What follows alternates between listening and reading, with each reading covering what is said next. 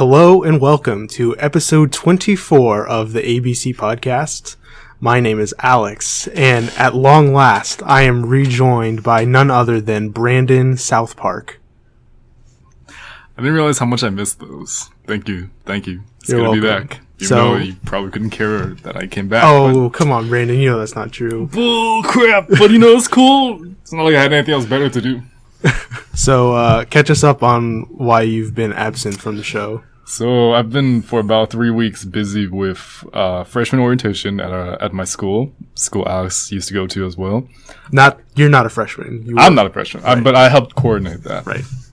I've also been getting job training because I live on the residence halls here in campus as well. So it's just a lot of training, a lot of preparation, a lot of event planning. So I'm sorry I've been AWOL for a long time. Yep, we've missed you. I'm sure you have. So anyway, we've got a good show lined up for you today. All the usual stuff. But before that, we are going to be doing a new unboxing for you. Not even just Yes. what A or An? Which one? And unboxing. And unboxing? That sounds so weird. I guess. But 3 boxes. Yes, 3. This man walked into the room literally carrying 3 boxes. Yep. So, and we're going to be periscoping said unboxing. Is that a good idea? Probably not, but we're going to do it anyway. So, alright, so we've got our box here.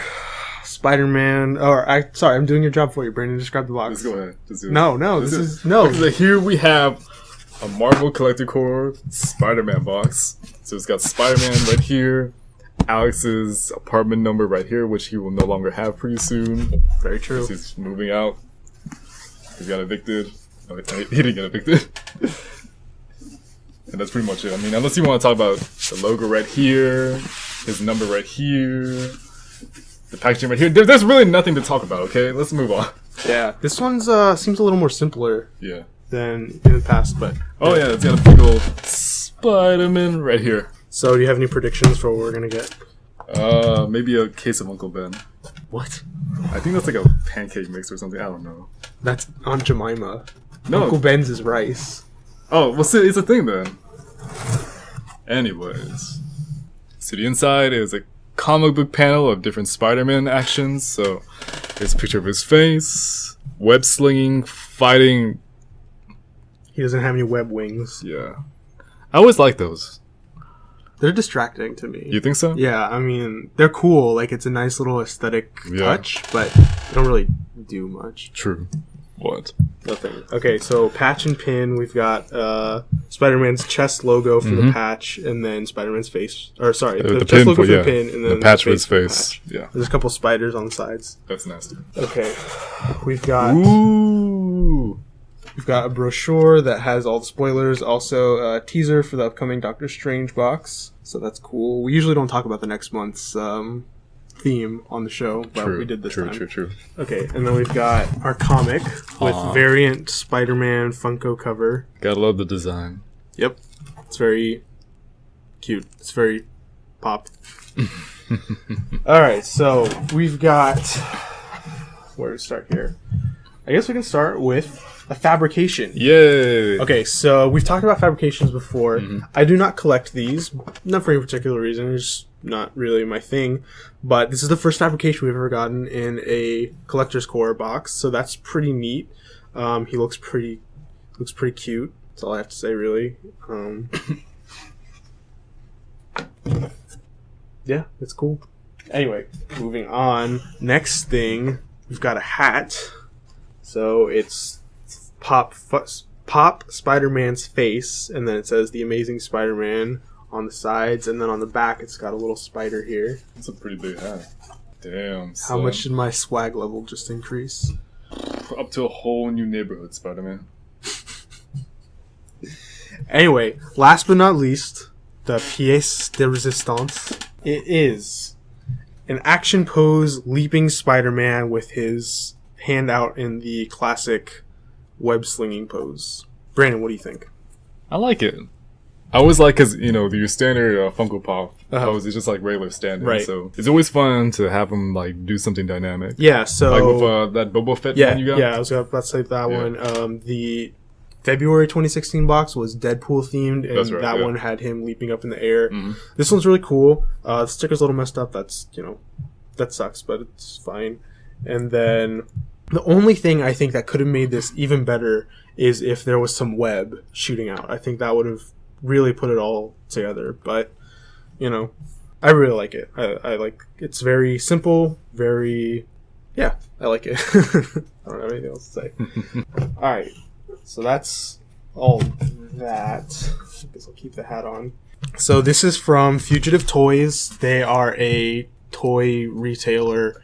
They're based in California, but I've bought several things from them via the internet. One time, I think this was, for Black Friday, I bought a few pops from them, and they messed up my order. I ordered a blue Lantern Flash Pop vinyl, and they sent me the white Lantern Flash Pop vinyl. So I'm going to be upset if they messed up my order again. So we have a White Lantern Firestorm SDCC 2016 Fugitive Toys exclusive pop vinyl. That's a mouthful. Comes with this nice little protective case, which is rad. On the back here, we've got the other DC pops that were released in the wave. I don't have any of them yet, but eventually. Wow, there's a Black Manta. I didn't know that. Mm-hmm. Nice. Yeah, so, Brandon, what do you think about this? What do you know about Firestorm? Not too much, besides what he came on in the Flash TV show. Mm-hmm. That's honestly about it. Yeah.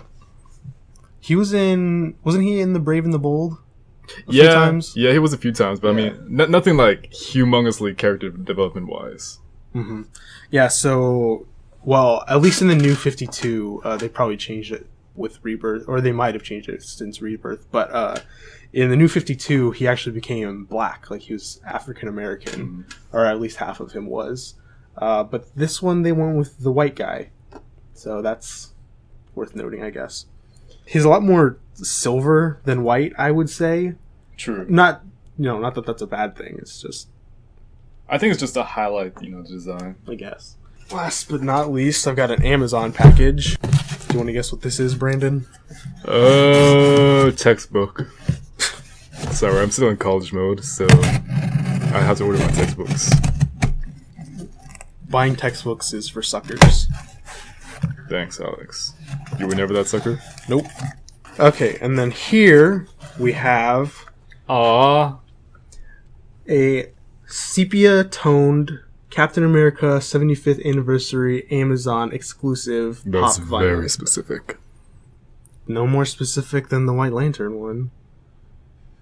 Anyway, so Captain America turned 75 years old this year. There was another exclusive pop that came out. It was a Kohl's exclusive, Kohl's first exclusive, and it was a translucent shield that he was holding, which I really liked. I went in stores a couple times, I couldn't find it, so I'll probably just pick it up off of eBay one of these days. Anyway, the reason I liked the sepia tone one, I usually don't go for like the black and white or like off-colored ones usually, because I'm not a big fan of how they look, but I liked this one because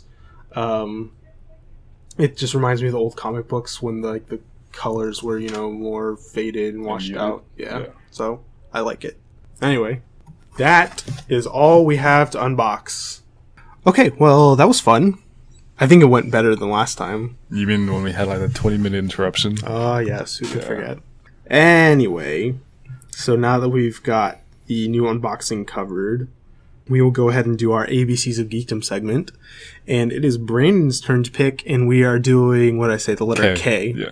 Actually, keep me updated. What were the past two ones you've done? Okay, so I honestly haven't had time to. So the letter I, I'm not going to be able to know it because Michael picked it. It would have been your week to pick, so I let Michael have the pick. And he picked the gang of wizards from The Lord of the Rings. The Disheartening. Yeah, there you go. Yeah. So he did that, and then last week I picked the Jar Jar Binks. You would do that. Yep. Well, my character is actually another Star Wars character. I'm going to go with Kylo Ren. Oh, okay. I don't know why, but when you said Star Wars, I thought Kit Fisto. Kit Fisto? Yeah, I didn't even think about that. What would you really say about him, though? I know a lot about him, actually. Oh, really? Yeah, his personality, his speech. Is he on the Clone Wars? Yeah. Oh, okay. Yeah. There you go. All I know about him is that he gets killed in episode 3. Oh, and the thing with C-3PO in the battle on... Geonosis. Yeah, there you go. Yeah. But anyway, Kylo Ren. So, Kylo Ren, as many of you know, he was the main... Spoiler alert. I know, right? I wasn't going to say that yet. Should I say it? Should I say it? Yeah, just do it. I was going to say he was the main antagonist in The Force Awakens. Yeah. He was the guy that you saw with the really strangely shaped lightsaber, but still really awesome with the hilts. Now, should I say spoilers or no?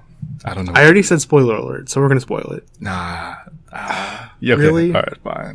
I don't know. I mean, I guess we should. We've never abided by that. It's never stopped us before. That's true.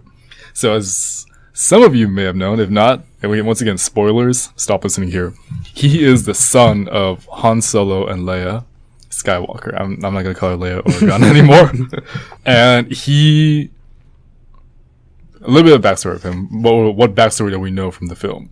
He was an apprentice to Luke Skywalker when Luke tried to set up a new order of Jedi. And we don't know what happened, but he turns evil. His real name is actually Ben Solo. And named after Ben Kenobi. That's right. Of course. Why did he pick the name Ben? Oh, Obi-Wan? Yeah. I don't know. That's a good question. I mean, maybe he always resented his parents for naming him Obi-Wan, and so he got a chance to pick a new name. He's like, Ben. Ben. Just something about the name Ben. I guess so. Ben 10. So Ben Solo, he ultimately turns to the dark side. He's not a Sith, though. That's been made very clear by the writers and creators. He's a Knight of Ren. He's a Knight of the Order of Ren, which we don't know about them. Hopefully, they'll come in the next movie. I really hope so, because I think, well, no, there's so many questions I had from episode 7, but that one was, like, really weird to me. The whole... The Knights of Ren? Yeah. Yeah. And apparently, he's the leader of the Knights of Ren. So he's not a Sith, but he's of the dark side. And we can probably assume that, Supreme Leader Snoke had something to do with it. Now, him as a character, I actually really, really liked him as a character. At first, when I found out, like, he was not, like, the big bad that you expected, that he's very conflicted. He's kind of flawed, and I was like, oh, so he's nothing like Darth Vader. Right. And at first I was like, that sucks. But then after that I realized, that's actually a good thing. It gives him a lot more character depth that you probably wouldn't have appreciated in the first place, because he's so conflicted. Yeah. Like the whole time, that whole sequence when he's praying to Darth Vader's helmet, he's saying that he feels conflicted and he still feels the call to the light side. Yeah. And he's actually praying to Darth Vader to pull him back into the darkness. Yeah, which is super weird. It's really creepy. Yeah. But I don't know, I thought that was so cool, because you haven't seen that in a Star Wars character yet. Yeah, well, it's almost kind of a callback to the original trilogy, because in that one, they really, a lot of times they refer to the Force as a religion. Yeah. And so, by praying to Darth Vader, who, is essentially, if you think of the Force as a religion, then he is, the devil, or maybe like the devil's apprentice. Yeah. So, I mean, it would make sense to do some sort of... No, it does. I just it just gives it this really weird, like, I don't know what I'm trying to say. I guess supernatural element to it, which I really liked. To me personally, I still got that in the prequels, but this, like, I feel like it, once again, it's a callback to the mystery of the Force. Yeah. So Kylo Ren, I really, really appreciate him as a character. At first I didn't like him when he took off his helmet, because I'm like, oh my gosh, what is this? Snape Jr. Yeah, essentially. And he was just like whining. He's like, that lightsaber is mine. But I don't know. I'm just excited to see where they're going to take Kylo Ren from here. Yeah, I think there's a lot of things they could do. And he has a potential to him. But one thing I foresee in his story is he's not going to have a happy ending. Does anyone in Star Wars have a happy ending? I guess Jar Jar. I guess. And maybe with the Ewoks. Yeah. That's true. Yeah. Anyway, do you think there's any hope for Kylo Ren to be redeemed? I think he can redeem himself, but I don't know what that's going to entail. Maybe it's going to entail a sacrifice. Maybe he's going to have to I don't know, honestly. And that's a good thing. I don't want to know. Yeah. I think that from a story writer's perspective, I think they are going to have him come back to the light side. Yeah. It's, no one wants him to be fully evil, I don't think, because he's the son of two of the protagonists from the original trilogy. I just don't think I don't think the movie-going audience wants to see him completely turn evil. And so I think that the screenwriters will have him, do something. Yeah, I just think that they're going to have him realize the mistakes he made and come back to the light side. And also the whole thing, how they're, the whole Star Wars, ring theory about how everything is, repetitive and cyclical for this super specific, really complicated reason. Yeah. Yeah, and so I think that they will, borrow from the trope of Darth Vader sacrificing himself to save his son. I think that somehow they'll do the same thing where he'll be the one to kill Snoke and save someone else, but probably Rey. We'll have to see. But I'm just excited to see where Kylo Ren's going to go from here. Yeah. So at not the very, very end of episode 7, but towards the end when they're leaving Starkiller Base, Snoke says to General Hux, right? Yeah, he says, Hux. "Bring me Kylo Ren. I need to complete his training." What do you think that means? Oh, man. I've been pondering on that ever since I saw it. Like, the very first day I saw that movie. To me, I feel like it's going to be open up a more sinister Kylo Ren that we get. He was already pretty bad in the first movie. But we also did see that lighter side of him a few times. We did. I do think that in the next movie, it's going to really push the boundaries of Kylo Ren in that sense, that he's going to really try and embrace more of the dark side that way. Yeah, because with Darth Vader, we saw the beginning of his transformation to the dark side. We saw him kill the younglings and kill all of the Trade Federation guys on Mustafar, and so we saw him start down that path for sure. But after he finds out that he thinks he killed Padme and his kids. He did technically kill Padme. You know what I mean? Yeah. Well, he thinks that his kids are dead. Anyway, so after he finds that out, obviously that would have had some immense psychological damage to him. Because I don't know if you read any of the comics or the novels, but even though he does fulfill out the Emperor's orders and he does, he is an advocate for the dark side. One thing that's been really I guess the basis of his character is that he just doesn't care.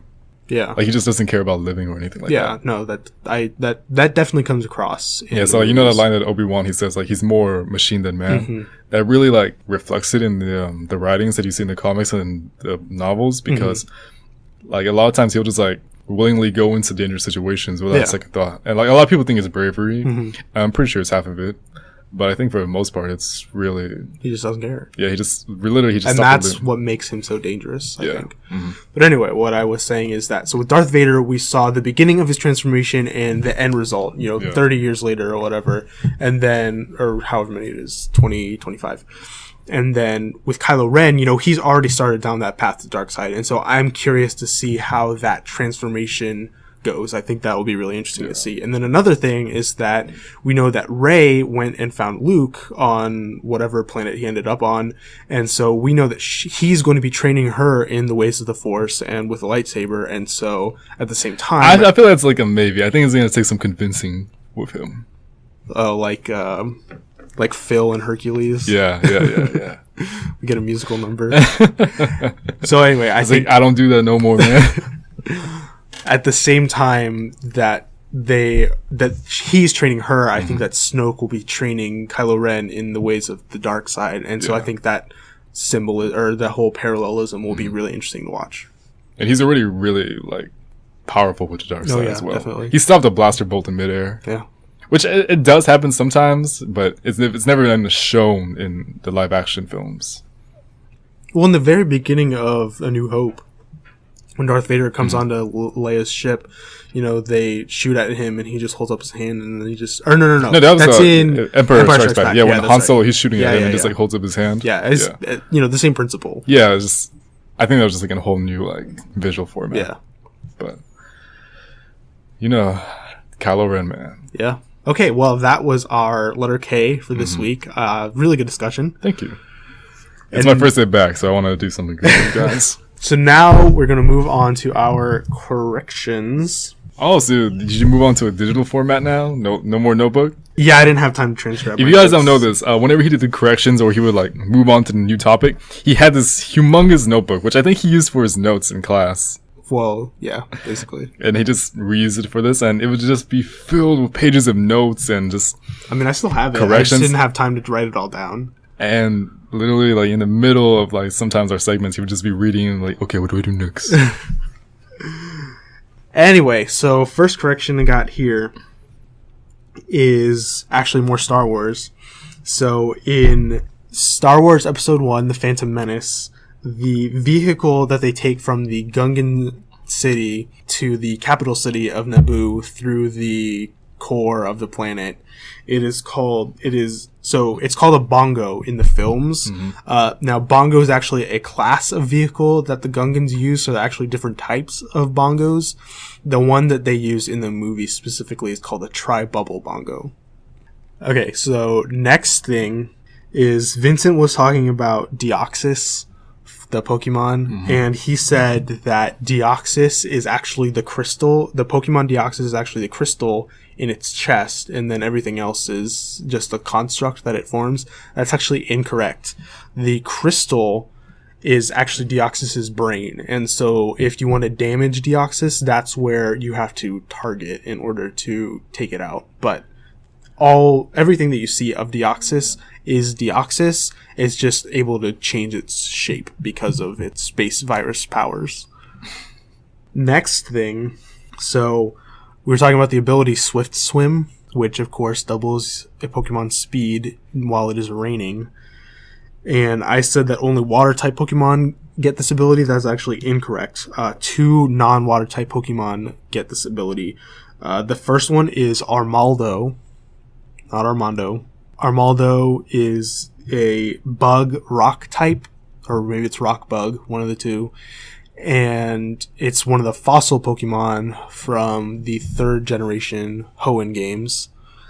And the other one is Beartic, which is a pure ice type Pokemon introduced in the 5th generation. And I believe that Swift Swim is their hidden abilities for both of these Pokemon. So yeah, that's good to know. Next thing, Tracy Sketchit from the Pokemon anime. Do you remember him? No. Did you ever watch the second movie? Yeah, I did. I just don't remember him off the top of my head. He's the dude with the headband. He's got long black hair. He's Brock's replacement, essentially. Oh, yeah. Wasn't he the one that drew all the time? Yeah. So anyway. That was his name? Holy crap, I don't remember him. I mean, now I remember him. I just, off the top of my head, nothing. Yeah, so last week we were saying that he was with them through the whole of Johto, but that's actually incorrect. Tracy was only with them for the Orange Islands or Orange Archipelago saga.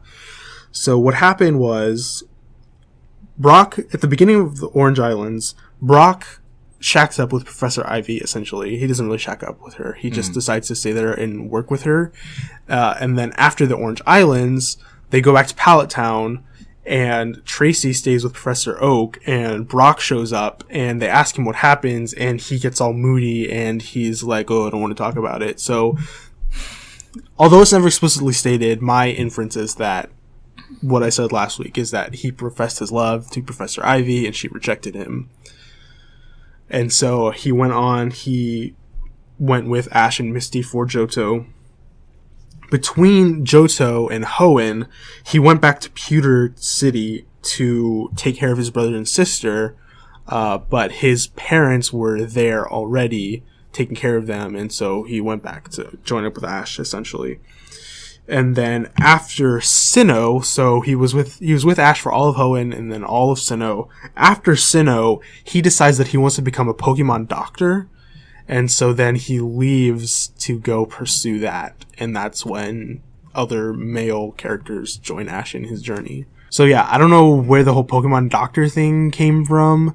I remember it might have been first in Kanto, or maybe Johto, or maybe Hoenn. I honestly don't remember. But at some point in the anime, Brock says he wants to become a Pokemon breeder. Mm. I don't know what happened with that. Maybe just... I don't know. I'm not expecting you to. I'm just saying. I actually didn't even know a Pokemon doctor was a thing. I mean, it makes sense. It should be a thing. There's Nurse Joy's. I was about to say, isn't that Nurse Joy's job? I mean, essentially. And the Clefairies? Not the Clefairies. Chansey. Yeah, the Chanseys. I mean, I get maybe it's for when they need more specific knowledge than Nurse Is he trying to hook up, is he just trying to get that to get him with all the Nurse Joys? It's entirely possible. How many Nurse Joys are there? Like an entire generation's worth? There are lots. Yeah, so he has 99-1 ratio. It's a success. And if he fails, then you just know, Brock is the most undesirable bachelor ever made. Basically. I can see that. That's so Japanese. What are you talking about? That he's so womanizing, I guess. It's just something that I don't think you would that they would play up to that degree if it was made in the US. I don't know if it's womanizing. I think it's just girl crazy, but just not successful. Is there really a difference between those two things? Kind of, sort of, I would say. Alright. Okay, I don't think you would debate the specifics later. Okay, sure, fair enough. That's a whole moral debate by itself, you're right. Okay, so the next thing I actually don't have an answer to. I was going to talk about the episode between Ash and the Orange Islands crew member Rudy. Mm-hmm. I didn't get a chance to watch the episode, so I'll have to save that one for next week. And then the next thing is we were talking about the new Pokemon Minior, which is this rock flying type. It's basically a rock that floats. It's kind of like Geodude, but not as cool as Geodude. Okay. Anyway, so I already said that this Pokemon Minior reminded me of a enemy from Paper Mario 2, and that enemy is called a Bristle. A Bristle? Bristle. Okay. Yep.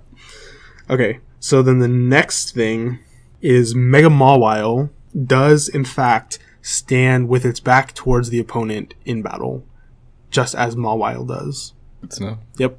Okay, so then the next thing, we were talking about this new Pokemon, Turtonator. Did you hear about this? I'll take that as a no. Sorry, I promise you, I'm an adult. Okay, so anyway, so I said that. So he has this nose that looks like a bicycle horn. Yes, like that honk honk. Yeah. You know how the end goes in that funnel shape. Yeah, funnel shape. I don't know why I can't think of that. Anyway, so his mouth looks like that essentially, and so I said he reminds me of the aliens in Sesame Street.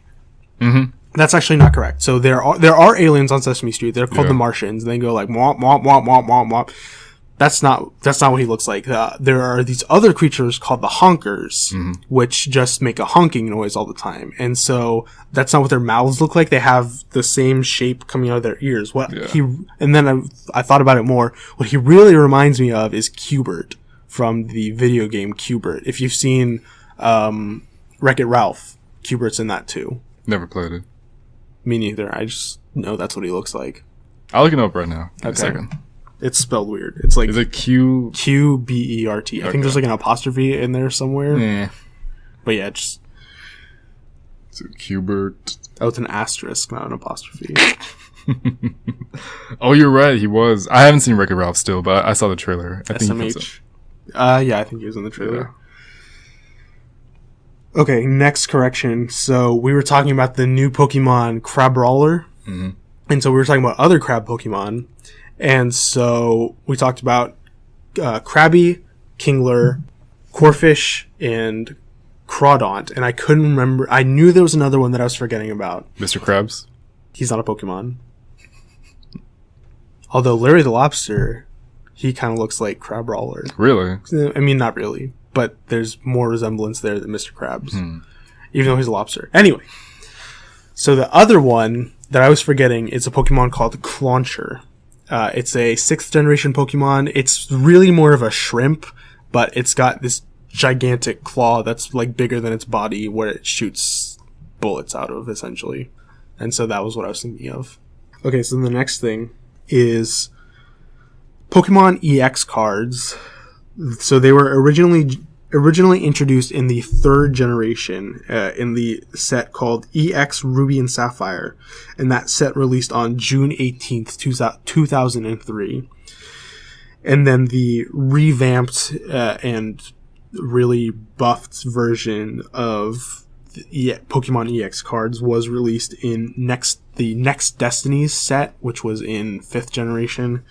And that set released on February 8th of 2012. Okay, so next correction. So we were talking about how Christopher Chance from the Human Target comics is coming to Arrow. Did you hear about this? Do you know about Human Target? No, I don't. Okay, so Christopher Chance, he runs this business where people come to him and think they are being targeted for assassination, and so he will become their human bodyguard, essentially. He'll either impersonate them to draw out the assassin, or he'll just, like, be in the background, like, watching over them so that when the assassin strikes, he can be there to stop it. So that's how he makes a living. Holy crap, dude. Yeah. So anyway, so that character is coming to Arrow this season. Okay. And so there was a show before Human Target about that, or about the same characters. That show ran from 2012 to 2011, and... Wait, what? What? 2012 to 2011? 2010 to 2011. And the guy who played Chance, his name was Mark Valley. Mm-hmm. And then the other dude that I was talking about who was on his crew, his name was Jackie Earl Haley. And Rorschach? Yeah. Yeah. How did you know that? I don't know. I just really liked his portrayal as Rorschach, so I looked him up, and I think he's a good actor. Yeah. He was really good on the show. Mm-hmm. Anyway, his character on that show was called Guerrero, and like Brandon just said, he played Rorschach in the movie Watchmen. I think he also played Freddy Krueger, too. Yeah. Yeah. So yeah, that was interesting. Okay, and now I've got a few Avatar corrections to go over because we talked about Avatar for so long. I heard it was pretty bad. It wasn't bad. I enjoyed it. No, not bad in that sense, just a lot of bashing of the Legend of Korra. Yeah. Anyway, so the first one, and probably most important one, is that I said lava bending again. Mm-hmm. It's actually magma bending. I apologize. I should have learned from my own mistakes. Bruh. Okay, and so then the next thing is the lady who was able to combustion bend in The Legend of Korra, a.k.a. Zahir's girlfriend. Her name was, and I don't know how to pronounce this, her name was Pili. It's P''Li. It's like Pili. I couldn't help you there. Yeah. Sorry. You're the most useless Asian ever. You're not the first person to tell me that. I've been told that many times throughout my life. It's okay. I don't speak Spanish, so. It's alright. You grow numb to it eventually. Just realize you're like life's most disappointing failure. Basically. You could have been this superhuman and essentially you became like mediocre at best. It's like if Superman crash landed on Earth and then he only used his powers to make his trips to the refrigerator in between commercials extra fast. Yeah, pretty much. That was a weird analogy. I don't know where that came from. So Yellow Sun, he becomes super powered. Red Sun doesn't do anything, right? It drains his power. It drains his power? Yeah. I thought it was just regular. Well, no, like he becomes like human level. Yeah, that's what I meant. Yeah. And so is there like an in-between? Like different color of sun? Like, would an orange sun like be like midway? I don't know. I feel like if that was a thing, I would probably be like orange level sun Superman. Okay. How would that work though? Because how do you have like half laser vision? Like you only shoot it out of one eye? Do you remember the episode of SpongeBob when Barnacle Boy tried to use his sulfur vision and he could only shoot it so far? No. He could only shoot it maybe about like 2 inches from his face. And I don't know why he just didn't bring whatever he was trying to destroy closer to his face, but he could only shoot so far. So maybe unless you're getting into like a headlock with somebody and you try to blow their brains up. I think the one eye thing makes more sense. Maybe, I don't know. You got like a monocle for that? Okay, so the next thing, in season 1 of The Last Airbender, the reason that they are journeying to the Northern Water Tribe Palace, not actually the North Pole, which is... The Northern Water Tribe is located on the northern end of their world, but the North Pole is like the wilderness beyond where the Northern Water Tribe lives. Do they have the wall up there? Yeah, they do actually. The wall? Yeah, to keep the Fire Nation out. Crap, oh my gosh! Anyway, so the reason that they were traveling there is so that Aang could find someone, a waterbending master, to teach him waterbending. Mm-hmm. And then, of course, ironically, Katara was the one who ended up teaching him everything he knew about waterbending. Yeah, so basically the journey was for nothing. Yeah, basically. Yeah. Well, I mean, there's a lot of plot exposition when they got there. Yeah, and a big fight. Yeah, and Sokka's girlfriend turned into the moon. Doesn't he fuse with, like, a spirit at one point? Who? Aang. I mean, the Avatar is the link between the human world or the physical world. You know, I mean, I'm not saying that doesn't make sense. I'm just like, he fuses with a spirit and becomes like this giant, like, water thing or something like that, doesn't he? Yeah. Okay. Yeah. Sorry, my friend was trying to explain this to me. I'm like, okay, what? I mean, it's been a while since I watched it. Anyway. It's on my to-do list. I'm going to watch it pretty soon. He says that about a lot of things. Hey, I'm almost done with The Walking Dead, okay? Well, watch it faster. I've been gone for 3 weeks! Okay, moving on. So, chi blockers. Now, we were talking about this last time.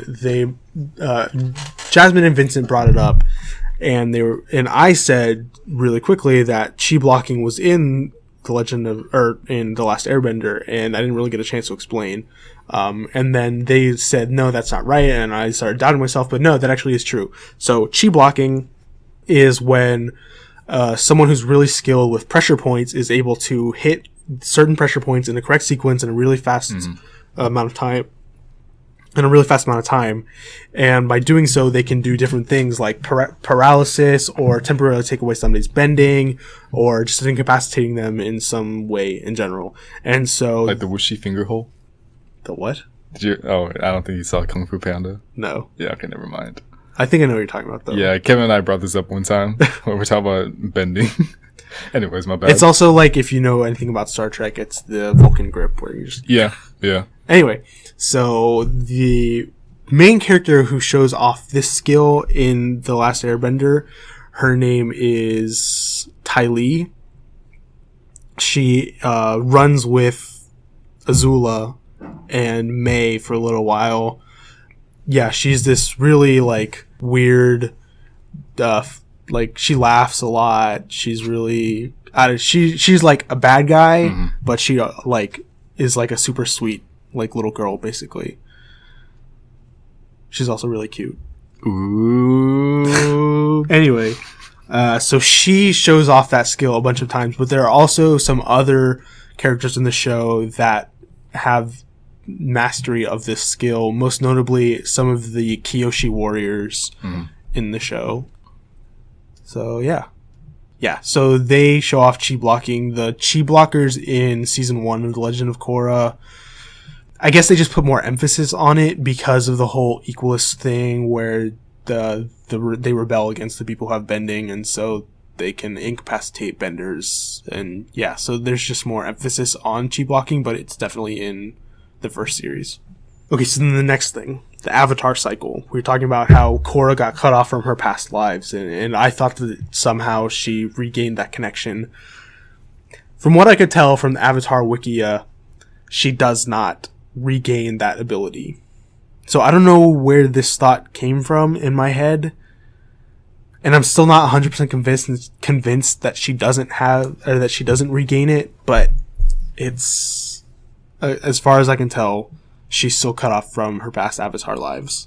Now, what the ramifications are for that, like going forward, if they were to ever bring up a new Avatar series, which I kind of don't think they will, probably because of what they did with Korra, a lot of people reacted negatively to it, and so I think the people in charge at Nickelodeon would see that and be like, oh, people don't like Avatar anymore, which is not true. We just don't like what they did with our beloved franchise. Anyway, if they did ever bring up a new Avatar series, I don't know how they would handle the whole Avatar cycle thing. So you're basically telling me that there's no more Avatars after her? No. There could be, but so like Aang, he could enter the Avatar state, or he could meditate, and then he could talk to his past lives. Because he's still around? No. So the Avatar is a reincarnation. So, yeah, that one I know. Like, he reincarnates every couple... Right. Not every couple. He reincarnates every time he dies. Right. He's essentially Doctor Who. Yeah, basically. I mean, he has the ability to talk to himself by going to an app. Right, his past lives. Yeah. So that's how he's able to talk to different avatars. Right. Like Avatar, which one was the firebender? Roku. Yeah, Roku. Cool name. Yeah. So, not Katara. Korra can't do that? She could at the beginning, but then somehow she loses. I think what happens is she gets poisoned by one of her enemies, and that breaks the connection between the Avatar spirit or the Avatar cycle, and so she can't contact Aang and all the other past avatars. Is Legend of Korra finished? Yeah, it's over. Really? Okay. Yeah. So yeah, I don't know how they would move forward doing that. Probably the easiest thing to do would to just be focus on an avatar that came before Korra and Aang, but who knows? Is she a waterbender? Yeah. Okay. Well, she hails from the water. Yeah, because each of them, like, they have a one that they start off with, because each of them comes from the Four Nations. So. Yeah. I know Aang was Airbender. Yeah. Because last Airbender. Mm-hmm. Okay, so then the last correction that I have. Wow, not bad. Yep. Not even an hour. Yep. So the spirit who inhabits the avatar and makes the avatar able to bend all four elements, her name is Rava. Or I think it was Rava. Yeah. Yeah. I'm sorry, there's only so much Avatar I can talk about. Yeah. I really, really want to talk about it. There's only so much I can talk about. It's all good. One day, Alex, I promise you. Maybe before your wedding, I'll finish it and we can talk about it. You're so kind. At your bachelor party, we can just have a whole Avatar party. Or just marathon the whole thing in one night. Mm-hmm. Turn up. Yeah. Okay, anyway, so that's all the corrections. So I guess we'll go ahead and take a break here. Yeah. So anyway, we will come back and we got some news to talk about. Mm-hmm. So stay tuned. Don't go anywhere. Unless you have to pee. I do. Okay.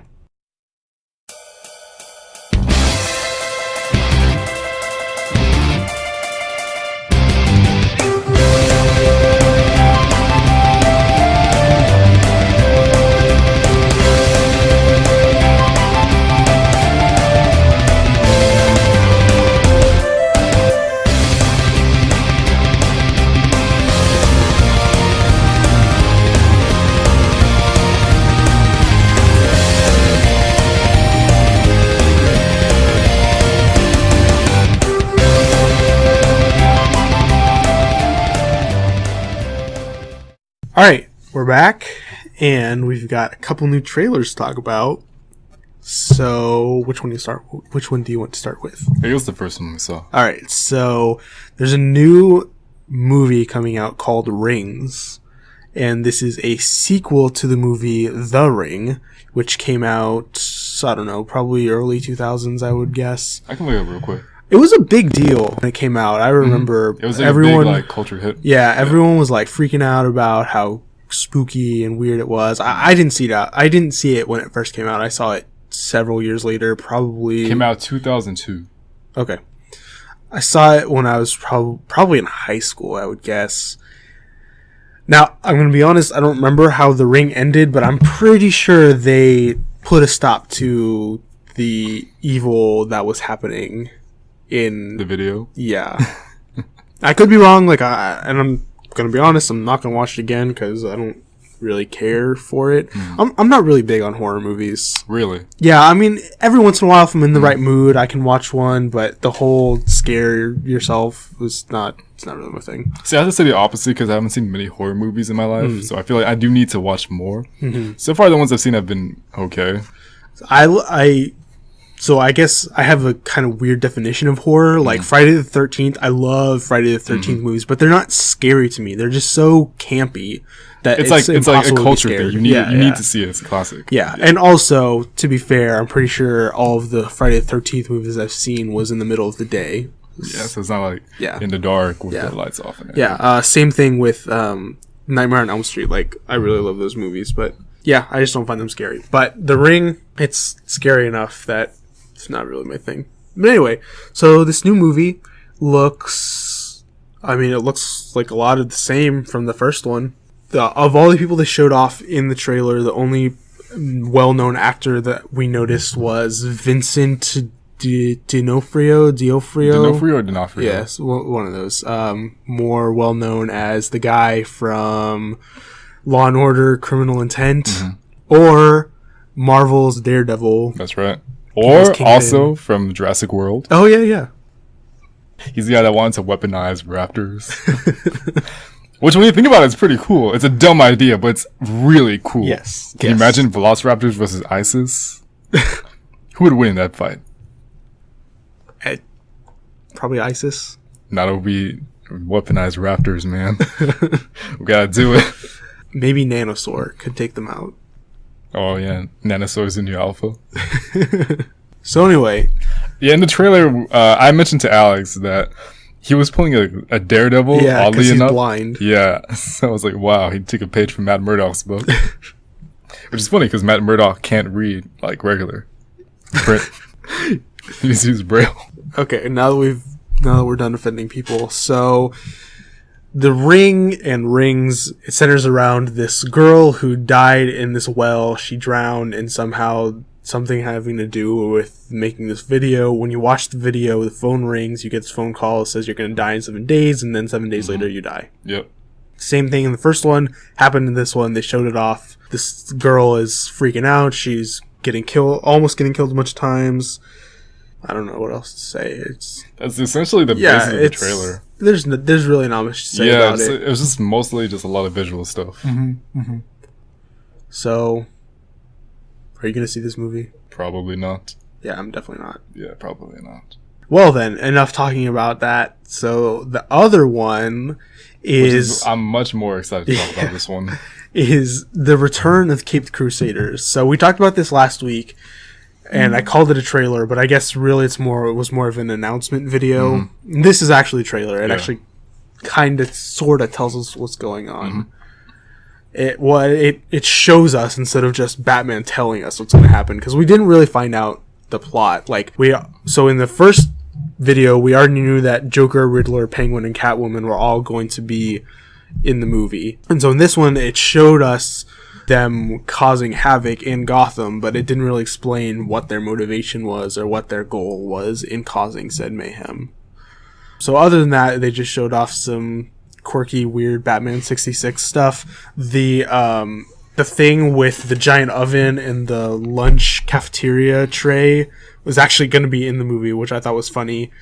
I thought in the announcement trailer when they showed that, it was just like some thing for some weird thing that they just put together, but no, it's actually in the movie. So I'm also really excited they're bringing back Adam West for this. Yeah. Adam West is classic, and Burt Ward is Robin. That's so. right.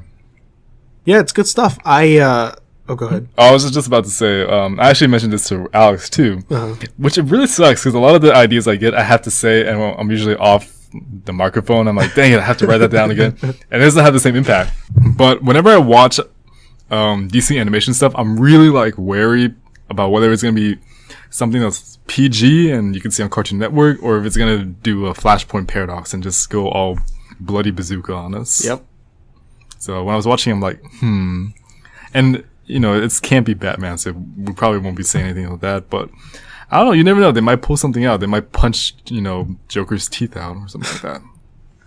Do you ever think we would get, and if we did, would you watch a movie that harkens back to the super cheesy Batman 66 era? You know what I think they could do? I don't know how they would do this in the DC extended universe, but maybe something happens. Like a time warp paradox thing. Yeah, something like that. Like if I'm just gonna say this: if Barry messes up the timeline in the movies, they could totally do that. Well, Lois is the key. That is true. And we have Ben Affleck playing that type of Batman, and we could get Jason Momoa playing the Aquaman in The Brave and the Bold. Come on, tell me you would not want to see Khal Drogo doing that. Yeah, why not? I think it'd be pretty cool. I do too. I don't think that would happen as long as Adam West is still alive. Yeah. I just think it would rub people the wrong way. I think so. And I've never seen a single episode of the Batman TV show. Really? Yeah. I've seen it. It's nice entertainment.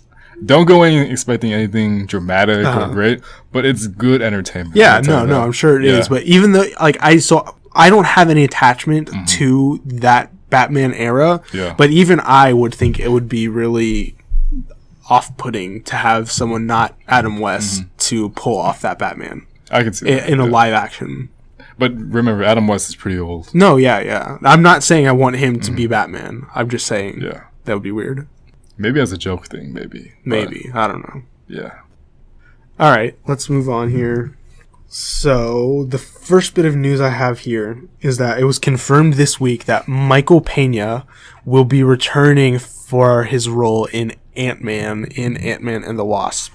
Which I'm very happy about. Yeah, so Michael Pena, if you guys don't know, he was Scott Lang's prison cellmate while they were in the joint. And then he later on roped him back into committing crime. He was the one who was like really fast talking and the really expanded story. Yeah. Like this guy knew this guy who knew this guy knew this guy. I liked his character, but I thought they overdid it with him a bit too much. I think they should have toned down his role a little bit. Really? I was totally fine with him. I don't know. I wanted to see his other two accomplices shine a little bit more. Yeah. And they had T.I., which a rapper he was like, and I'm like, wow, they got T.I. into this. Yeah. And T.I. was perfectly cool playing that role. Cool. Anyway, not much else to say about it. I'm sure he's going to be the same character. Yeah. Like, obviously he's going to be the same guy, but like the same fast-talking, over-the-top way. I want to see the story get even bigger. Like with Giant Man? Yeah, like Giant Man. I just don't know how he's going to factor into the plot because, you know, the first... They can't do the same... Like heist thing? Corporate espionage heist. So I don't know how that's going to work out, but... So, I mean, Marvel, you can always surprise us. That's true. Okay, so the next... Sorry. I know you missed that. Oh, you want me to leave it in? Yeah. All right. I know you missed that. I know you all missed that. Let me just burp into the microphone. Okay, so the next thing, and this is much more controversial, it was announced that Zendaya, who is apparently a Disney Channel girl, something like that, she was cast as Mary Jane Watson for Spider-Man Homecoming. Now, I know we've talked a lot about random Spider-Man Homecoming casting, but this one's actually important because it's Mary Jane. So, where do we start here? So, Zendaya is black. Mary Jane Watson is not. Okay. Now, I'm going to tread lightly here. Okay. Probably your best interest, Walter White. You mean Hank? You know what I'm trying to say. I am not cool with this casting decision. Okay. And it's not... I don't know Zendaya. I don't know what she's like. I don't know what show she's on. I don't really care because, you know, I'm not Disney Channel's demographic anymore. Unless it's Phineas and Ferb. Okay. I love Phineas and Ferb. All right. But Dog with the Blog, whatever other crap they have on there now, I don't care. Actually, Dog with the Blog might not be on anymore. Oh my gosh. Anyway, I'm not down with this because Mary Jane Watson is just so iconic and just everything about her, from her attitude, her way she carries herself, the way she talks to Peter, her red hair, all of that is just so classic, and they've never done anything to tinker with that. And why now are they going to such lengths to change that? I feel like this might be in response to the Tom Holland casting for Peter Parker. A lot of people wanted him to be a person of color, which I also would not have been okay with. Like, if they wanted to make a Miles Morales movie, awesome. I would have been so cool with that. Not Peter Parker. I just don't know why they keep taking these established characters that have been around for decades and to make them into something that they've never been before. Like, the great thing about the comic medium is that they're such expansive universes and they're constantly being added to. The films can do their own new thing. They can, if they wanted to cast a black girl as Peter Parker's love interest, fine. Just make her a new character. Why does it have to be Mary Jane? You know, from what I think, I feel like way back, I don't know which episode, I mentioned something about this on a similar case that I can't remember, but it was that I hate to call it a trend, but if you look at it from one way, it could be a trend, and from another way, it's just a whole nother diversity thing. Basically, what I see it as is kind of like what they did with Iris West in The Flash. There was really no reason for that. I mean, for the storyline, it did, because Joe, he's African American, so it makes sense that Iris would be African American. Yeah. So that worked out, and I think some of the arguments made for that case was that, it shouldn't be limited, because if they want to play that character, then why should their, ethnicity stop them from playing that character? Which is a very valid argument. I definitely see that. It's like me saying that, I'm half Asian, I'm half Mexican. I could never play, I don't know, let's just go with Peter Parker. I could never play Peter Parker. Okay. Because that if I ever want to audition for a role of a superhero, he's totally out. I could never audition for him. And if that was the case, I couldn't audition for, Steve Rogers. I couldn't, audition for Tony Stark. A lot of, basically, essentially a lot of the Marvel rosters nowadays. I'm saying now, that is that one side of the argument, which I totally, validate and I completely understand. But I also, really see it from your case, because they're established characters. Why should they change that? I mean, you see, it's different if it was just in a novel, which if they didn't go fully into description, because I know with the Harry Potter play, the new one, Cursed Child, the actress who plays adult Hermione, she's black. Yeah. I didn't know that. You didn't know that? No. And I knew, I know some people were not cool with that. And J.K. Rowling, she said that nowhere in the book did she ever say that Hermione was white. She just made descriptions about her hair, her eye color, her height, how she looked, but she never said what kind of skin tone she had. And that's very, that's very plausible, and that's a whole acceptable thing to say. It's a little bit different with comic books because you see them in the visual format, so they already have that look to them. Now, for me, for the most part, I'm pretty much okay with this. I have that same feeling that you do, because she's already, like you said, established. Everyone knows how she looks like. But I'm always open to new things, so I'm a little bit more okay with this. But keep going with your thoughts. I want to know what you say. I'm not disagreeing that Marvel and DC, I'm not excluding them, I'm not saying there's not a racial and sex disparity there, but they've been taking lots and lots of steps to make their cast of characters more diverse, which is awesome. Yeah. It's like what they did with Will Smith and Deadshot. Yeah. Well, yeah. What? Nothing. Okay. I'm just saying. I meant in the comics. Yeah, okay. They've expanded that to the film and stuff too. But I don't just mean taking existing characters and making them a new race. I mean introducing new characters who are black, who are Hispanic, who are Asian, who are gay, who are, I don't think there are any transsexual characters in comics that I know of. But you get what I mean. They're making a big concerted effort to establish these new characters. And so we don't need to take our existing characters and make them something that they are not. Mm-hmm. And no, a person is not defined by the color of their skin. But I'm just a nostalgic person, I guess.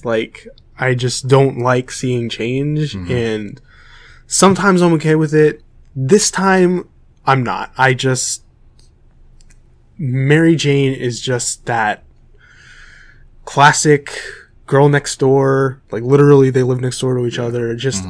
And I just... See, if somebody heard that out of context, though, they would say, why can't the girl next door be black? Yeah, no. I know. And it's just... I don't know. I think it's just a very, very touchy subject in general, especially nowadays. And I think if somebody were to talk about this could go into whole other proportions. Luckily enough, you and I are pretty reasonable people most of the time. So I definitely see what you're getting at. Like I said, I don't agree with that fact. I think that changing it up a little bit is okay. It wouldn't have been my first choice, but I know a lot of times directors and creators want to just try something new, and I think this is just their way of trying going about it. But honestly, I think it's just basically narrowing down to the fact that they see it as not wanting to limit a person's, career choice just based off that one character. Which is, once again, it's like that's a whole nother topic for debate. You and I could have a whole 3-hour debate about this. I'm sure we could. And neither one of us would have a definitive, clear answer, because when you go with that, you got to take into consideration, the history of actors. You got to take into consideration, certain, like, how limited do you keep a character? Because I know Stan Lee said that he was perfectly fine with this casting. But when somebody asked him that, would he be okay if a writer or a creator ever made Spider-Man gay? He would be, no. And the reason he said that was that he wasn't against gay people. He just said that there was no context for that. But what's the context for making Mary Jane black? See, so that's where you kind of go, like, this whole argument kind of becomes like, it does sometimes become a fallacy because you go off of one argument, but you go off another argument. So why would you make this defense for that character, but not for that character? Yeah. You know what I mean? I just think that a lot of really talented, creative people work at Marvel, and they are working on this movie, and so why not? I know they want the name recognition of Mary Jane, but if they want to cast someone as black, then make a new character. I just don't think it's that hard, but, we're just going to be talking in circles for forever, so we can move on. I feel like this is the deepest conversation we've had on this. It's entirely possible. Yeah, this is probably the deepest conversation you and I have had on this podcast. All right, so the next thing is that it was, I guess it was like a screenshot was released this week that for the next Dragon Ball Z movie, that a new level of Super Saiyan is going to be appearing. Go figure. Yep. And this is called... Power levels mean crap on that show. This is called Super Saiyan Rosé. Do you know which character it was shown off that went this level? I don't. No, I don't. I want to say it was a new character. I could be wrong. Okay, so this is actually not from the next Dragon Ball Z movie. It's actually currently on Dragon Ball Super. And the character who uses this mode is called Goku Black. Racist. I didn't come up with it. We just talked about. We just had a whole conversation about diversity. I did not name this character. Colors and whatnot. We just said, color should have nothing to do with it. Look what we go and do. So anyway, Goku Black is some sort of clone of Goku. I haven't had a chance to watch Dragon Ball Super, so I don't know. Why does he gotta be the bad guy? Why can't the bad guy be Goku White? Or Goku Brown? Huh? I don't know. That's a great question. You or should Goku Red. You should ask the Japanese people who made this up. Anyway, yes, I don't know the whole backstory. I don't know how Goku became cloned or whatever, but yeah. So I think those damn Kaminoans, man. I think the most interesting thing is that his hair is not blonde. It's actually this pinkish rose color, as well as his aura is all pink. I mean, we've seen different colored auras, like in the Super Saiyan God form, it's blue, so that's different. Broly, I thought it was red. No, it's blue. Oh, actually, wait, no. The first time he does this, yeah. red. Oh, yeah. It's red, and then like when he uses this, like the Super Saiyan God Super Saiyan form. Yeah. I know what you're saying. Yeah, that's blue. And then Broly, his is like a bluish green color, I want to say. Those are the only ones I can think of off the top of my head. So, no, Broly's hair is... But it's gold, though, isn't it? No, I think it's green. Is it? I want to say it is. Let me look it up. But, yeah, and then Goku's hair is definitely different colors. So, my whole argument about... It's just essentially like, the lanterns and the spectrums and whatnot. Yeah, I guess. Okay, yeah, his hair is definitely green. Okay. Oh, wait, this is DeviantArt. Never mind. But see, right there it looks like regular Super Saiyan Gold. I guess. I don't know. Bro, I give up. And then Super Saiyan 4, which isn't canon, but it is a thing. His hair is black, so... Yeah. Goku's hair, I mean. And Vegeta. Anyway, moving on. Next bit of news here. I don't even know if that even qualified as news. I just thought it was interesting. Anyway, next thing. So, Riri Williams, the new sassy young black female Iron Man. I feel like we're gonna lose a lot of listeners because of you. Maybe. It's not like we really have that many listeners to lose to begin with. Then we'll go down to like 1. Or negative listeners. So Robin's just not going to listen anymore? She already doesn't listen. I can kind of see that. Anyway, so they announced her new superhero name, and it's going to be Ironheart. Yep. So not Iron Woman, not Iron Man, Ironheart. I like it. You like it? Yeah. I thought it was out of the blue. I mean, a little. I thought Iron Woman, like, I would have been fine with it, but yeah. Yeah. Yeah. I guess so, yeah. Yeah. Okay, yeah. That's it. Moving on. no, like, deep conversation this time. Okay, so it was announced this week that the Black Flash... See? Once again.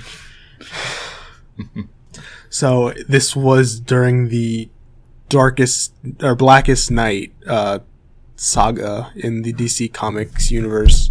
So if you don't know that whole story, the Black Lanterns, like we were just talking about, there's the emotional spectrum. Black is on the far end, and they're powered by death. Basically, they're zombies. And so Reverse Flash, or was it Zoom, one of them, was brought back to life as a zombie or as Black Lantern, and so he had all the powers of the Flash and all the powers of the Black Lantern, so he was just... terrifying. Yeah, really is. That's really anyway, terrifying. So no spoilers. That's the first. But in the future, we might get a Black Flash appearance on the Flash TV show. I'd be down for that. Yeah, so I have to watch season 2 first, but I'd be down for that. Yeah, you definitely should do that. I know I do. I have to rewatch season 1. All right, whatever. I just haven't been so far behind. I haven't watched it in the longest time. Yeah, I guess. I don't know. Anyway, so yeah, the director or whatever, he said that never... He said never say never. Just like anything is possible. You know, I'm really like, what I really like about the Flash creators is that they're open to pretty much anything. Because, they have their reasons, but Arrow won't do certain things because it has to be grounded in realism. Although nowadays they don't really follow that. And Gotham, like, they follow that same, line of thinking. Marvel used to do that, quote unquote, but by the time the Avengers, not even the Avengers, by the time Thor came out, I thought that's bullcrap. There's only so much realism you could put into that. Yeah. So, but remember, what we think of as magic is only science we don't understand yet. Once again, I think that Thor and Asgard is just essentially the land of Ood, where they mix magic and science together. Sure. Because like how Princess Bubblegum says, it's all science, but she couldn't explain that one time. Yep. Anyways, I'm just really happy that the Flash people are considering that. Yeah, they're going balls to the wall, man. Yep, that's disgusting, but yes. Okay, moving on. So Legion, we talked about before. It's going to be the new FX show about Legion. And so the guy who's in charge of the show or whatever, they asked him about if he was going to appear in the next X-Men movie. And he said, don't count on it, but they have, I'm going to butcher his quote here, but he basically said that the plot that they have laid out is intended to tie into future X-Men movies. And he said that it's also going to tie into the X-Men show that's going to be coming on Fox, not just FX. So that also answers that question that we had the other time about if this was the X-Men show they were talking about. It's actually not. There's actually going to be essentially 2 X-Men shows on 2 different channels. Ooh. And it's all going to be one big universe. Because everything is all one big universe these days. Essentially, yeah. It's all connected, like Pope Francis said. Yep. Everything to say? Not really. I don't know too much about this. Yeah, until the show comes on, there's not really much to say. Yeah. So, Brandon, do you know what Justice League Dark is? I do, actually. Okay. I do a little bit, but you probably can do a better explanation than I can. Just go ahead and say it. No, you do it. You go ahead and do it. Okay, fine. So Justice League Dark is an offshoot of the Justice League that's comprised of, like, supernatural members. Mm-hmm. So I know big guy or main components of this team are Constantine, Swamp Thing, Zatanna or Zataro, one of the two. I think it's Zatanna. Let me look it real quick. Yeah, it's Zatanna. Okay. Anybody else? Depends on which incarnation you're looking at. But there's, like you said, Swamp Thing, Zatanna, Constantine, what's his name? Deadman. Oh, yeah. Raven. Okay. Raven, she's part of it. Just it differs from time to time. Charlie Frankenstein was once considered for that. Sure. So anyway, so apparently that is going to be a movie, and not just an animated movie, a live action movie. Apparently.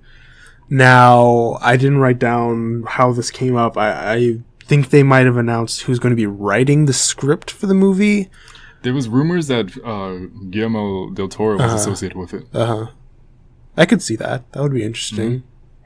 But, yeah, that's different. Now, I think the DC Extended Universe has been getting a lot of flack for taking on this dark tone, and so having a team that literally has dark in the title, I don't know how that's going to fly, but it's different. It is, yeah. You know, they can, you know, while the quote-unquote regular Justice League is off battling these big bads like Steppenwolf or Darkseid or whatever, you know, Justice League Dark can be fighting Hades. They could fight Trigon. Yeah. Yeah. Yeah, that would be really cool. You know who I want to see? Etrigan. Oh, I love Etrigan. Me too. I love Etrigan so much. I just like his little transformation rhyme. That's my favorite part. Yeah, it's so cool. Yeah. And depending on which one he has, either like in Flashpoint Paradox, he always has to rhyme, or he could just speak normally. But I like personally when he rhymes all the time. In the Justice League cartoon, doesn't he rhyme? I'm pretty sure he does. In Brave and the Bold, he did. Not in Justice League, no. Okay. He still says the rhyme to transform, but he doesn't rhyme. Okay. Okay, so this next bit of news is actually a two-parter. Good news. Yeah, that one. So, I guess the first place to start is that the showrunner for the Flash TV show, he tweeted this week that reports of Savitar being cast for season 3 are incorrect. Okay. Now, we talked about Savitar 2 episodes ago with Michael. You talked about it. Yeah, that's what I meant. And so, this tweet, I think his wording is a little unclear because the reports of casting being incorrect, does that mean that they are having the character, but they haven't cast who's going to play him yet? Or that he's not going to be in season 3 at all? I don't know the answer to that question. But that leads to my next bit of news, is that it was reported that a character named The Rival is going to be in season 3 of The Flash. The Rival is from Earth 2. He was an opponent of Jay Garrick, essentially. That's all I really know about it. He dresses he wears the same costume as Jay Garrick. I think in an effort to confuse the Justice League of Earth 2, so that they don't know who they're supposed to be fighting. But yeah. So, just based on what little I know about Savitar and The Rival, I think Savitar sounds more interesting, especially since we saw so much of Jay Garrick in season 2 of The Flash. Yeah. You know, I think it would be nice to take a break from him and then bring him back maybe for season 4, if there is a season 4, which I'm sure there will be. But, yeah, I don't know what's going to happen. Maybe both of them will be in it. Maybe they'll be working together. Or maybe it'll be half of the season will be one of them and half the season will be the other. Or, who knows? They could do lots of different things. Alright, so next thing here. HBO, I believe it was, they announced that they are developing a TV show based on the movie The Departed. Okay.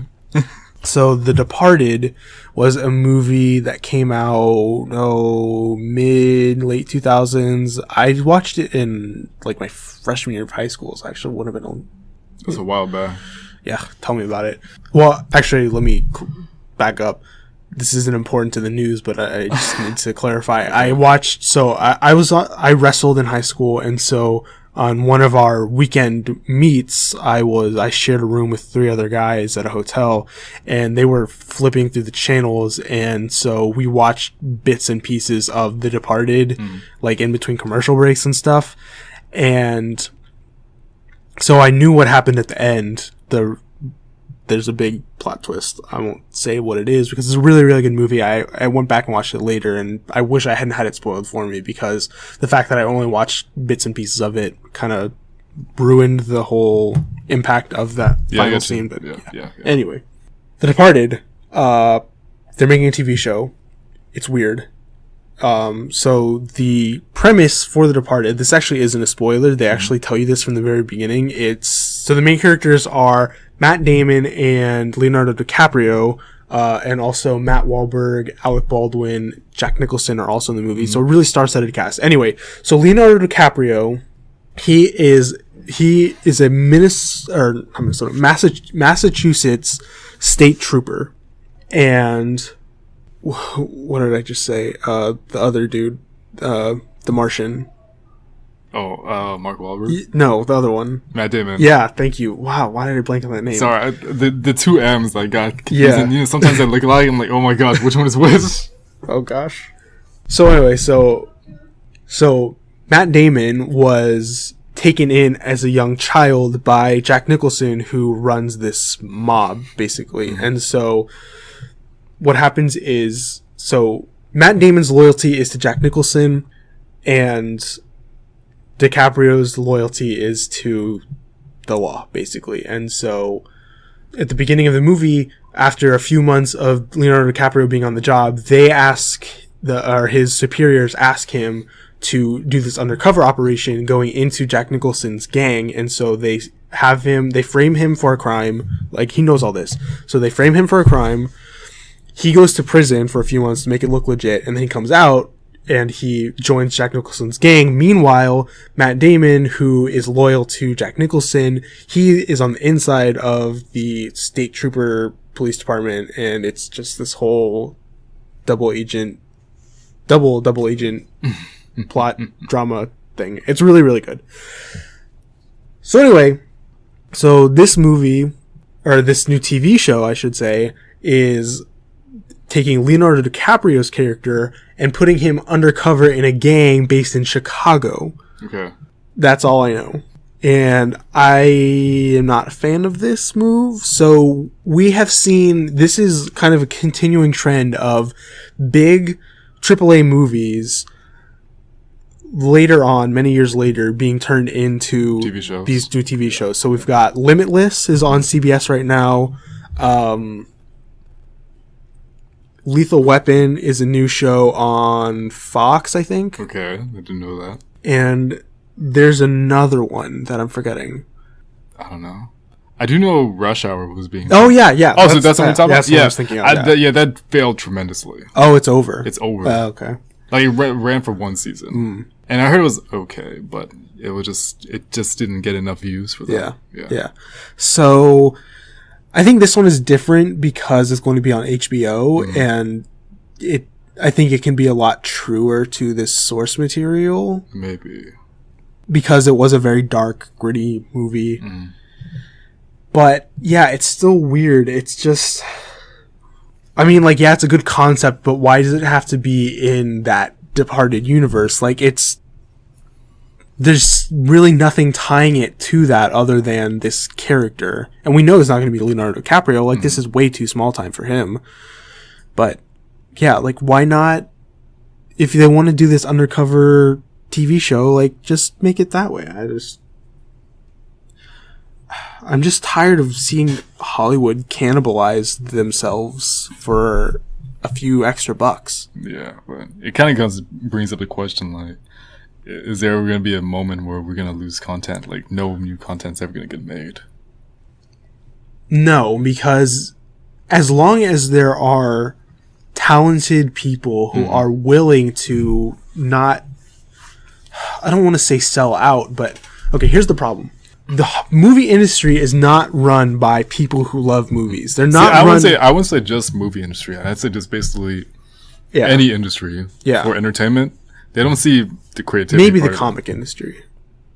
But anyway, focusing on movie and TV here. Okay. They are not run by the people who love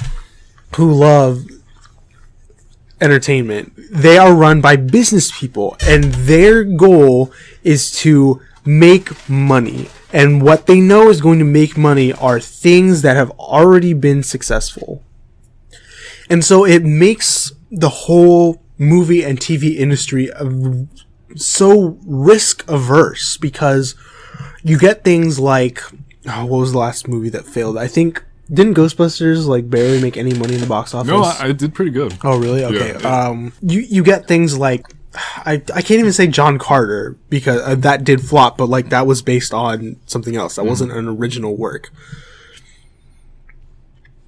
I'm drawing a blank on examples here, but you see what I mean. You would like, think it'd be easier, but all of the big things that are hyped up now are either coming from comic books. That's a hugely popular one.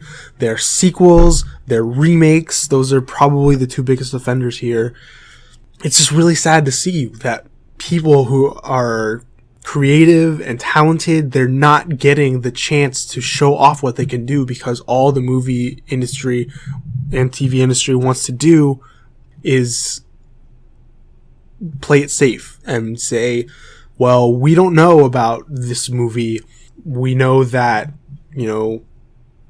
Iron Man 4 is going to make tons of money, and so that's what we want to make. We don't want to make this new, creative, wildly outrageous, and probably expensive movie when we don't have any guarantee that it's going to make us any money back. But I think the indie movie scene is healthy. I think that, I'm not really a big indie film kind of guy, but, I think that that's at least a good place to start to show that I can make this good movie for a low budget. And that's just a good way to show off what they can do and then to get a bigger studio to trust them to try out something new. But I don't think the movie industry is going to change anytime soon. I just think that it's going to continue to do reboots and remakes and sequels, which is really sad.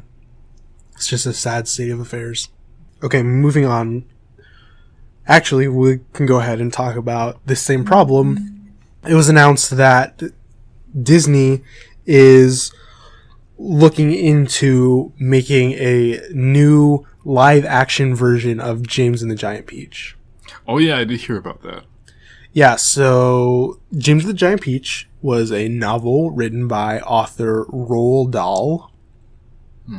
He wrote probably his best well-known work is Charlie and the Chocolate Factory, which of course has been made into 2 different movies. I don't know about the first one, but the second one was definitely made by Disney.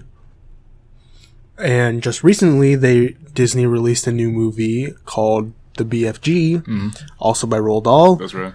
Stands for The Big Friendly Giant. I didn't see it. Did you? Nope. That flopped in the box office. It did. Yeah. That's a shame. Yeah. Have you read the book? I haven't. I read it when I was in elementary school. I really liked it. I couldn't tell you anything about it now. I just remember it was about a little girl and a giant. That's all I know. It's good enough. Yeah. I did like the book, though. But, yeah, so James and the Giant Peach, also written by Roald Dahl, also has been made... there's already a movie adaptation of this book made by Disney. That was in... probably the early 90s, I would say. I remember watching this movie a ton when I was a kid. I really liked it. I really liked the book, too. How do you feel about James the Giant Peach? I mean, I feel like it's just kind of what we talked about, just the movie industry trying to find anything they can get to turn into a movie, essentially. Yeah, and I think Disney are really the biggest culprits of this trend with like Once Upon a Time and all that stuff. Yeah. Yeah. I mean, but Once Upon a Time is... It's its own thing, but it's based off of a lot of fairy right, tales. So they're... Which, granted, is copyrighted Disney fairy tales, but they got it from somewhere. Right. But that's only part of it. Like, everything in the quote-unquote real world is, their own story that they're making. So that's more acceptable to me. But, they've started this trend of remaking their old movies in live action versions. We've got Cinderella and Maleficent and Pete's Dragon and... Oh yeah, I forgot that was the thing. Yeah, I think it's getting a little absurd how many of these things are doing. But yeah. Yeah, James and the Giant Peach, that's the thing. It's, who knows? Who knows? Okay, so last two bits of news here. We've got two casting choices on season 3 of Gotham. So the first one, a girl named Nyan Gonzalez Norvid. I think I might have written her first name down wrong. But anyway, she's going to be playing Alice. Alice, in this version of the story, she is the sister of the Mad Hatter. Oh, okay. Because I knew there was an announcement for the Mad Hatter for Gotham. Yeah, that makes a lot more sense. Yeah, I didn't write that down. I was like, is this just some random person named Alice, or what's going on? No. Okay. So, I don't know about in the comics, but definitely in the Batman the Animated Series, Mad Hatter was, or the guy, do you know his real name? I know it's in here somewhere. I'm just blanking on it right now. Jervis Tetch. Oh, okay. Yeah, you would not have gotten that. No, probably not. I wouldn't know where to start with that. So he, in the animated series, he worked with this girl named Alice, who he was in love with, and he was also obsessed with Alice in Wonderland, and I think she spurned him, and then he went crazy and had his crazy hat. In this show, she is going to be his sister, and so I don't know where that's going to go, but yeah, that's all I have to say. And then the other one is an actor named Kieran Mulcair. If you've seen Jessica Jones, he was the brother who lived in the other apartment in Jessica's building. Mm-hmm. He was cast for Gotham in a mystery role. So they showed off a picture of him in costume. He's wearing all white and he has white hair. Now, some people I saw online were speculating that this is going to be Solomon Grundy. The white motif, kind of, that would make sense, but I don't think it's going to be, because he's not a big guy and Solomon Grundy is supposed to be enormous. So yeah. I don't think it really makes sense. Okay, so that was, kind of boring, but whatever, it's all good. So, before we get into our feature topic here, I got a couple personal things that I've been doing lately. So, first one, I guess we can talk about. Sure. Okay, so, first thing to talk about is I've been playing the video game Bioshock. I'm about halfway through-ish. Mm-hmm. I'm not entirely sure, but it's somewhere in that neighborhood. And I've been really, really enjoying it. Really? So Bioshock is a first-person shooter game, even though you're not really shooting the whole time, but it's in the first-person perspective. Mm-hmm. You play as an unnamed character who crash lands in the middle. Well, he does have a name. Well, yeah, but you don't know it. I don't know his name. His name is Jack. Okay. This is his name. Spoilers. No, there's nothing spoiler about his name. His name is... You play a guy named Jack. He's got the most basic name, Jack. Hashtag basic. Yeah. So you play a guy named Jack. His plane crash lands in the middle of the ocean, and fortunately there's this underwater city called Rapture where all of this crazy nonsense is going down. And so it's it's mostly action oriented, but there are some horror-like elements, I would say. There's a lot of people jumping out at you. It's just very dark. I'd say you could say it's action, horror, survivalist. It's a creepy atmosphere. It's not directly trying to scare you, but there are some... It does a great job about that. Yeah, it really builds that tense tension. Tense tension, very nice. Yeah. So I'm not really a big fan of first-person games. I'm not really a big fan of creepy experiences, but this game has been really a lot of fun for me. I just like So you have two main methods of attacking. You get your standard guns. You have a handgun, shotgun, machine gun, stuff like that. But in this underwater city, they've also developed superpowers on demand. Pretty much. So you have the power to shoot electricity, the power to start fires, telekinesis, freezing powers, a bunch of different stuff. And so I really enjoy that dualism aspect of shooting and using superpowers. just killing people, wasting fools, discovering the areas, finding all of the secrets. Just all of it is just really, really fun for me. It's been taking me a while because I am really meticulous in my gameplay, and I try to find every little thing. Try not to waste any ammo. Just, it's kind of... Functionally, it's not a good game for me to play. Like, if I'm trying to, like... Speed run through it? Yeah, but I'm still enjoying it. And yeah, I'll probably report on it whenever I get done. Whenever I get done with it, I don't see the end in sight anytime soon because work has been crazy lately. But anyway, then the other thing is that just 2 days ago, I finished... Well, yeah, 2 days ago, I finished watching Firefly and Serenity. And that was quite the experience. So Firefly was a television show on Fox. Mm-hmm. That's right. Written and directed by none other than Joss Whedon, who is the director of Marvel's The Avengers. And Age of Ultron. Yes. And so this is like I would say it has a cult following. It's definitely not mainstream, but it's really well regarded in nerd circles, I would say. I've heard people talk about it for years and years, and it's only one season long, 14 episodes, plus a movie that came later on, and I'll talk about that in a minute. So it's really short, so I've always never really had a good reason to not watch it. And so a few weeks ago, I just said, now's as good a time as any, so I just hopped into it. It's good. I like it. I don't think I liked it as much as a lot of people, but I definitely really liked it. So would you say it was overhyped? A little. Okay. Not... Yeah, I like overhyped, but maybe just embellished. I think my expectations were higher than what was delivered. My favorite part was the theme song. Oh, I thought you were gonna say Nathan Fillion. No, I love Nathan Fillion, but I think my favorite character is Wash. Mm. He's just so...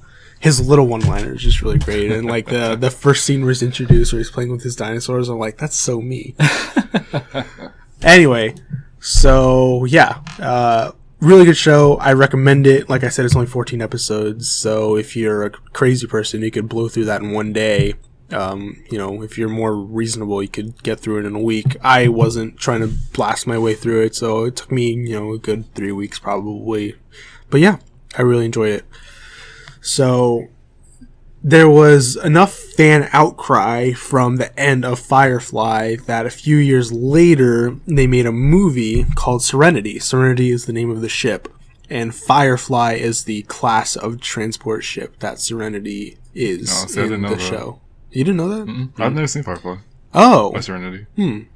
So a lot of it, what you just told me was basically just like character development. Oh, see, I don't know why I thought you had seen this. I mean, I know about it, and I know that Nathan Fillion was in it. That was really about it. Okay, well, I was going to spoil... And there's a lot of like Asian influences, apparently. Yeah. So the story behind Firefly is that this takes place in the future.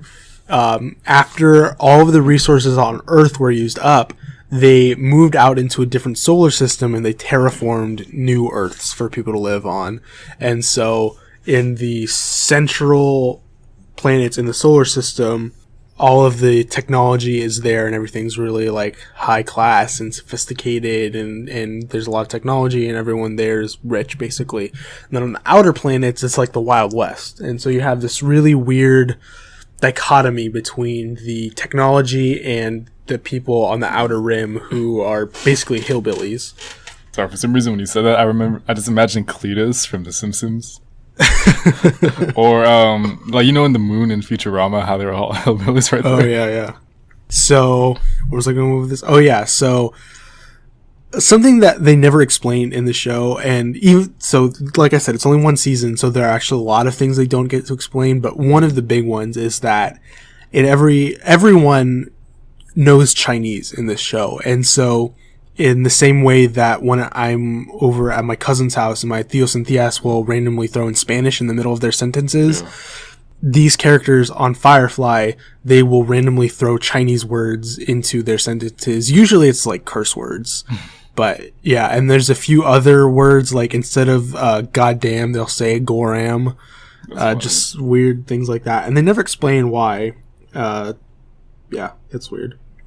But yeah, so Serenity was the follow-up movie.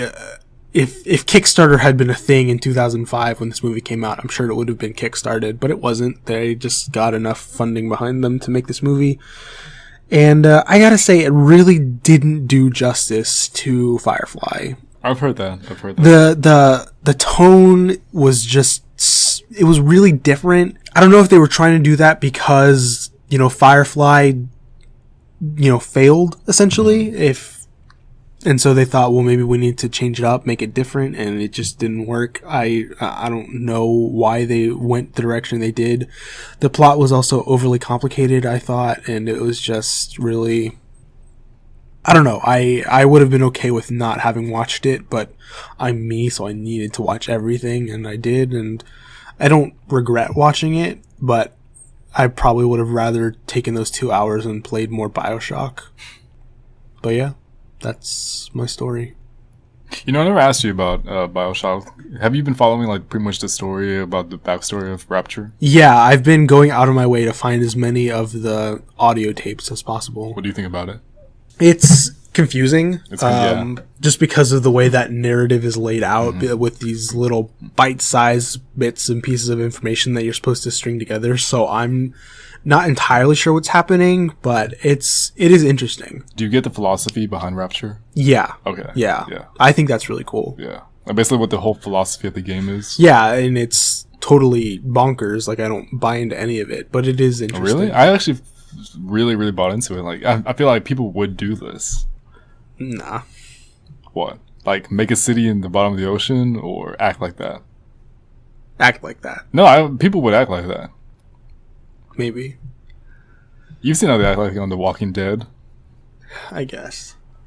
Anyways. When you finish, not Rapture, when you finish Bioshock, I'm going to talk to you about that. Okay, will do. And we'll probably want to talk about this for another 2 months, but... Yeah. I'm sorry that I don't have all the free time in the world. When do I? None of us do. Some of us do. Like who? I'm looking at you, Armando. Oh. Yeah, shots fired.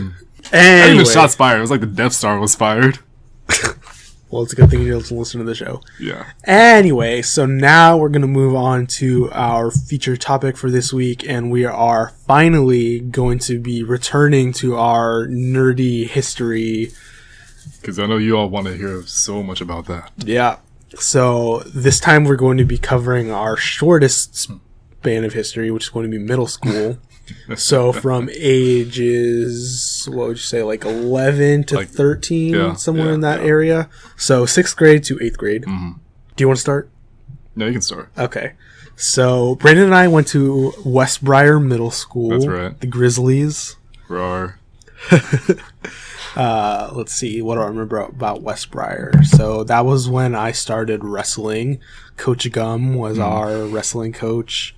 He was an interesting man. He really was. So he was a very alpha male. He was probably 5'6", but he carried himself like a much bigger guy. The man had authority. I'm not gonna lie. No, he definitely did. He was scary. Really? Yeah. I thought it was really cool. No, he was cool, but he was scary when he needed to be. I played football for a few months. That wasn't for me, but during that time, he was just... Football, he took super seriously. Wrestling, even though he got really fired up, but not with the same kind of intensity that he cared about football. I never felt threatened. It's not the right word, but I felt like if he wanted to, he could have killed somebody in the football field. I never felt that way about wrestling. Hey man, I mean, middle school coaches take sports very seriously. Yeah. Even though they're in command of a bunch of prepubescent teens going through puberty. Anyway, so Coach Gum, go over there. Yes, Coach. Coach Gum and his Grizzly Jacks, those are fun. Oh God, no! He made us do those. Okay, so Grizzly Jacks are just jumping jacks, but there was a chant that you did along with them. Oh, really? Yeah, we didn't have to do those. Oh, okay. And then Coach Sycama was the swimming coach. That's right. Yeah. I never swam, but that was a thing. Mm. He was really intense about swimming, dude. Man, that dude was jacked. He was huge. He was like the opposite of Coach Gum, basically. Yeah. Oh, anyway, so I was saying that he was super intense about all of his sports, but on the weekends he liked to go antiquing. Are you serious? Yeah. Oh my gosh. Yeah. Anyway, that has nothing to do with anything. So, my nerdy things that I did in middle school, the most important one, without a doubt, was RuneScape. You played RuneScape? I absolutely played RuneScape. You played RuneScape? Yeah, so really? RuneScape is an MMORPG, which stands for Massively Multiplayer Online Role-Playing Game. Essentially what that means is that you create a character, you go out into the world, you level up stats, you kill monsters, you cook meat, you mine gems, you do whatever you want to do. And I got super duper into RuneScape. So you're one of those people. I can't believe you never played it. I actually haven't played a lot of online games because I know for a fact if I do, I'm going to be addicted as hell because I'm not going to get away from that computer. I had a bad enough problems with just like PC games that you would like get the disc and plug in. So like Republic Commando, just a bunch of other computer games you would play. And I just like stayed on that thing. So you never got into WoW or Dota? No, thank God, no. If I did, I probably would never have talked to you. Not gonna lie. Yeah, probably might have like messaged you once like on the scoreboards, but that's about it. So RuneScape, I basically everyone except for Brandon apparently played RuneScape. Like I think even my sister might have dabbled in RuneScape for a little bit. Just a bit. But yeah, so funny story with RuneScape is that I created my own character, and for whatever reason, I just felt like I was not leveling up at all. Like I probably got into somewhere between the mid-teens and the low 20s, and I just felt like my combat stats were never increasing. Like I was dying all the time and losing all my stuff, yada yada yada. And so I was really discouraged about playing this game. And so one day I was in class, and this dude in our class, his name was Alan Hodgson. He was talking to my friend Bruno. We were talking about Bruno on the show before. He was talking to Bruno and me in class, and he was like, "Oh yeah, like I play a lot of RuneScape. Like my character's level 60 something, and I don't really play anymore. If you guys want to play as my character, you can go ahead. Here's the password." So it's like, bro, sweet. So I raced home after school, and I logged on to RuneScape with Alan's account, and I changed the password so that Bruno couldn't steal the character from me. And yeah, that became my new main account that I used. Big Dog 423, that was my username. Nice.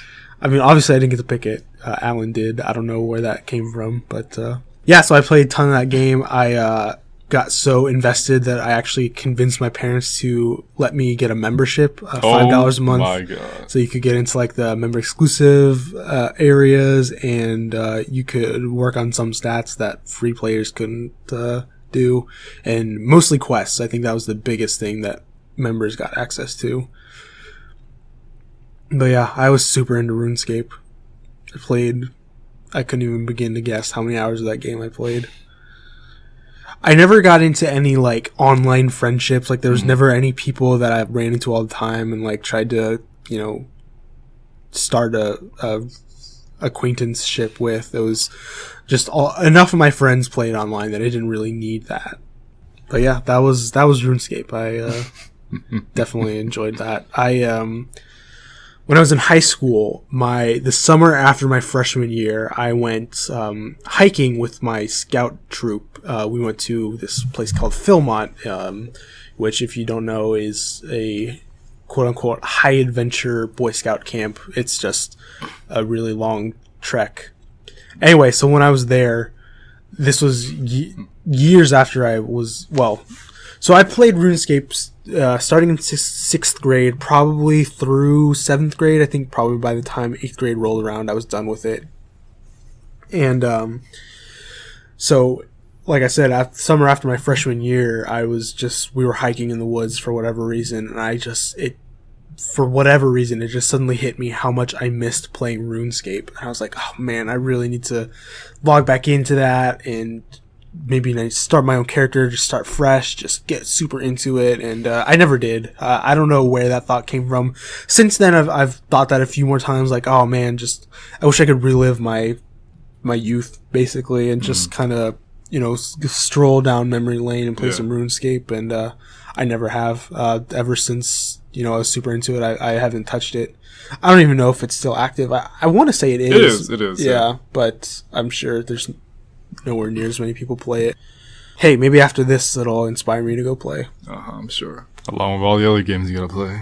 Man. All right, your turn. So middle school for me, it was a very strange time because you were learning about your body. Yeah. My body taught me a bunch about myself, especially when I hit puberty. This was actually the age when my voice dropped. So I remember. See, I don't want to say I sounded normal, but I guess I sounded. The voice matched my face. Let's say that much. In 6th grade, so that was fine. Then 7th grade came in. First half of 7th grade was fine. Then winter break happens, and I don't know what happened, but my voice just dropped. So one day I just woke up. I'm like, oh my god, what happened to my voice? And I just didn't know what to do about it. I thought this was just the weirdest thing. So I was never teased about it. Actually, a lot of people were really, really like wowed about my voice, but I just didn't like it. Because my nickname was some people call me Xerxes, like from 300. Some people, I mean, of course, they got Darth Vader. Some people called me, like a bunch of aliens. They say I sound like a bunch of aliens from like video games, like because they have deep voices. And what's another one? Oh, it's actually because of my voice. I met some really good friends I still am with today. They nicknamed me Tezonde Jr. So if you don't know, Tezonde is a YouTuber, and he made that song on YouTube, the viral hit Chocolate Rain. To them, they were like, wow, this guy just sounds like another Tezonde. So we're going to call him Tezonde Jr. But better yet, we're going to call him TZJ. Because that had a better ring to it. So that was my my middle school experience. Middle school for me, I really liked it. It was a really weird time for me because like it always is, and that's when you really notice like the different cliques in school. So you got your athletes, your preppies, you got your emos, you got your ghettos, you got the nerds, and you just got that weird group of kids who just don't fit in anywhere. That was me. Yeah, that was me. I didn't fit in any group. I was just basically bouncing around everywhere. So I would have classes with just a bunch of like jocks and preppy students, and then I would have a class with just a bunch of emo people. And I have a class with like literally I remember one class I was with a bunch of ghetto people, and I was like the only like nerd in there. They were all cool with me. Like literally, they was like, "Hey man, how you doing?" And I just got along great with them. I'm like, "Wow, you guys aren't gonna pick on me?" They're like, "No, why would we? You're cool." I'm like, "Wow, thanks guys." Yeah, I really never had a problem with bullying. I never got bullied in any time in my childhood. Like, I don't want to say that it gets blown out of proportion, but I just feel like the media makes it, or not just like news media, but like entertainment media too, just makes it seem like everyone gets bullied, or like there's always this school bully, and I never saw any of that, and I never experienced it myself. See, I can't say that because I did see it. So I can't say from that much. It never happened to me, luckily. So I can say that's one like childhood thing that I never had to go through, which I think for the most part I was pretty happy about. Never happened to me, but I did have my share of bullies that I had to face. So, but yeah, that was essentially just middle school with me. I didn't really do much. I would say that it was during this time that some of my nerd things increased tremendously. So I carpooled with a friend of mine, and just one day he said, "Hey, you want to come after school and play games with me?" And I usually don't get those invites. I'm like, okay, let's do it. So we went over to his house, and first thing we played was Dragon Ball Z. It was for PS2. It was Budokai. Okay. And the first thing in my mind was like, wow, this is the coolest thing ever. I could play as any of these characters. I get all their moves and we can fight. This is awesome. And, as later on went on, he got, Budokai, Tenkaichi, all three of them. And it was so great. And I just loved it so much. And I also remember, because this is during the time when I actually started playing more console games. Before I just played on the computer. I had my Nintendo 64, had my Game Boy, but I never moved on past to other consoles. So this was my first experience. And he had a GameCube. And this is when I found out about Star Wars Bounty Hunter with Jango Fett. Man, I played the crap out of that game. There were some moments where I just didn't even care about catching the bounty. I just like, this sounds terrible, but I just went on and like just straight up like terrorize the level. I just like flew around my jetpack inside the buildings and inside like a room. I was just like flying around. Yeah, so that's what I was as a middle schooler. But big thing I can take away from those console games was that was the time when I played Halo, the Halo games. And my gosh, that made me just fall in love with those games and the Xbox. I love equally both PlayStation and Xbox. But I can say definitively that game itself made me fall in love with the Xbox. Because I don't know, for me this is like one of the new experiences I had as a first person shooter. Because it had everything I loved. It had aliens, sci-fi, guns, cyborgs, space. So what wasn't to love about it? And then, you know, slowly as the game progressed, it had a great storyline. And even then I, you know, appreciated storylines. So for that entire like section of middle school, I was just obsessed with Halo. And I just like, you were one of those. I was one of those. And also it was during middle school when I got into the anime Bleach. And that just totally consumed my life too. And that's how other animes consumed my life. So I was split between, you know, Western entertainment with like Halo and all that stuff. And I was split between, you know, Asian entertainment with anime and mangas. Back then I really read mangas. Yeah, and you were part of the anime club, right? Yes, I was. And I was part of the Harry Potter club as well. Yeah, so, you know, my nerd side really it took a very, very drastic turn for that. And I'm, for the most part, you know, looking back now, I'm proud of it. I'm very proud of that. Yeah, I think that's essentially most if not all of my middle school days. It just me becoming a really, really, really big nerd. Oh wait, no, I do remember in 8th grade, for some reason, I had a big resurgence in Star Wars. So I just started watching Star Wars a lot again. I don't know why. Well, when did episode 3 came out in 2000? Episode 3 came out when I was in 4th grade. What? Yeah. Wow. Yeah. I remember watching it in theaters, yeah. Okay. Yeah. Well, never mind that. Yeah. But yeah, and you know, it wasn't never a bad time, but I didn't have a lot of friends in middle school. Uh-huh. So sometimes I was just like hanging around with I still play with my toys and my barnacles. And, you know, just like having my own imaginary world where I got to play around with all these characters. So, yeah, that was middle school for me. It was actually, you know, looking back, really great. You do go through the middle school experiences, I'm not gonna lie. So, like, middle school crush, and you realize, oh my gosh, you don't know how to talk to a girl. And, man, to this day, girls are still like the scariest thing for me. But back then, I was petrified, so I remember I liked a girl. And I could not. Name drop. No. Oh, come on. Nope. But I just could not talk to her. Like, I just, whatever you see, like, the guys in TV just, like, freeze up, that was me. I was like, yeah, hi. You're really not going to say her name? No, I'm not going to say her name. I don't want to be that person. Wait. Do I know her? No, you don't know her. Okay. Yeah, I really doubt that you know her. What? Nothing.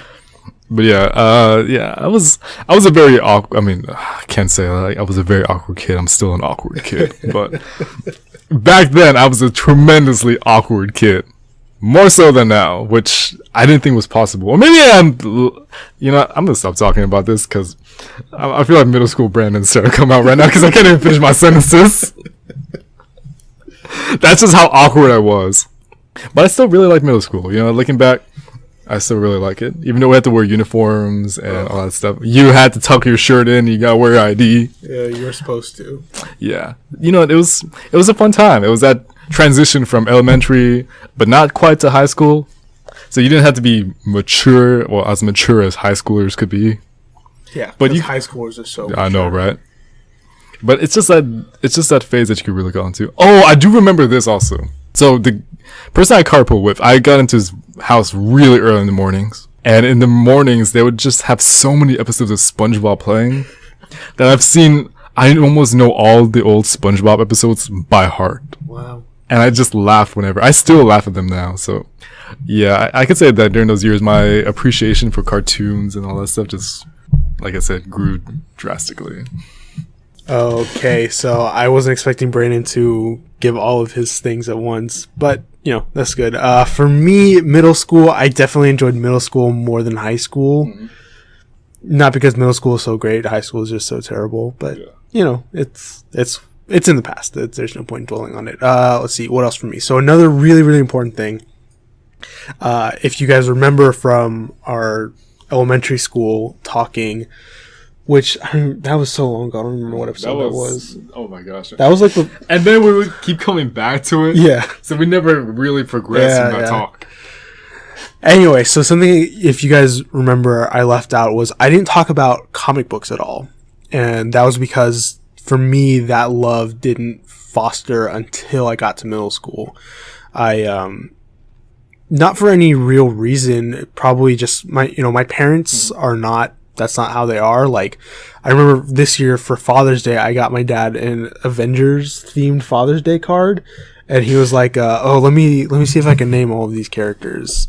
And inside you were like, oh my gosh, I can't believe I'm your son. Yeah, basically. I don't know if he was kidding or not. I don't think he was. But anyway, so I just didn't really have any exposure to comic book characters or comic books when I was younger. Like, I actually do remember, like, when I was in 7th grade, that's when the first Iron Man came out. Oh, yeah. Well, I mean, that would have been high school for me. But anyway, I had a few comic books. I remember when I was in elementary school at SQ, we had a carnival every year, and there was like it wasn't an auction. It was like a raffle. Like, you would buy tickets, and then you would put your little ticket in the bucket, and then you would they would draw the ticket. And so I remember one year I won a like comic book like collection. It was just a bunch of different random comics. Like, I know there was oh man, what was in there? I don't even think there were any like mainstream comics. I think all the ones that I have now I just picked up over the years. There were some really random ones. Like, there was a Fantastic Four knockoff. There was this dude who he was kind of like Captain America. He had these 2 miniature discs that he would throw around, and they would like ricochet and catch them. I don't know, just a bunch of really random comics. Anyway, but for like Marvel and DC, like, I didn't have any love for them. I actually remember that when I was in middle school, X-Men Evolution was on TV, and I remember actively mocking that show at the time because I didn't understand it. And that, funnily enough, X-Men was what brought me into liking comics because because Saturday morning cartoons were a huge thing for me even back then. When people like my mother said that I should have grown out of it, but I was still like, nope, I'm still watching my cartoons. So anyway, I don't know what happened. Either I got my times mixed up or something happened where I ended up watching X-Men that I don't usually watch. And I don't know what episode it was, but it must have been the bomb because I was totally hooked. And I don't know why I thought it was dumb before, but I just must have not understood what it was about because just everything about it was appealing to me. The characters, the powers, the story, the struggle for good and evil, just all of it was just exactly what spoke to my heart at that time and still does. And that's why Wolverine is still one of my favorite characters because he's just so badass, so calm, or so cool and not calm at all because he gets super angry, and that's my personality in a nutshell.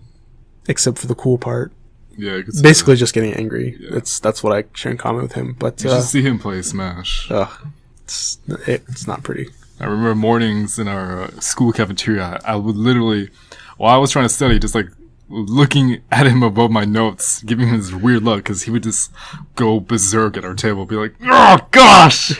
and just like curse the whole time. You cursed in front of our campus chaplain one time. Oh, really? Yes, you did. He didn't hear, but I was giving you this look like, Alex, what are you doing, man? Stop talking. Anyway, what else? I had a couple other things I wanted to say, but now I'm forgetting all of them. I don't know. Harry Potter. I'm still super into Harry Potter. Oh, me too. Yeah, you already said that. Just saying, though, still.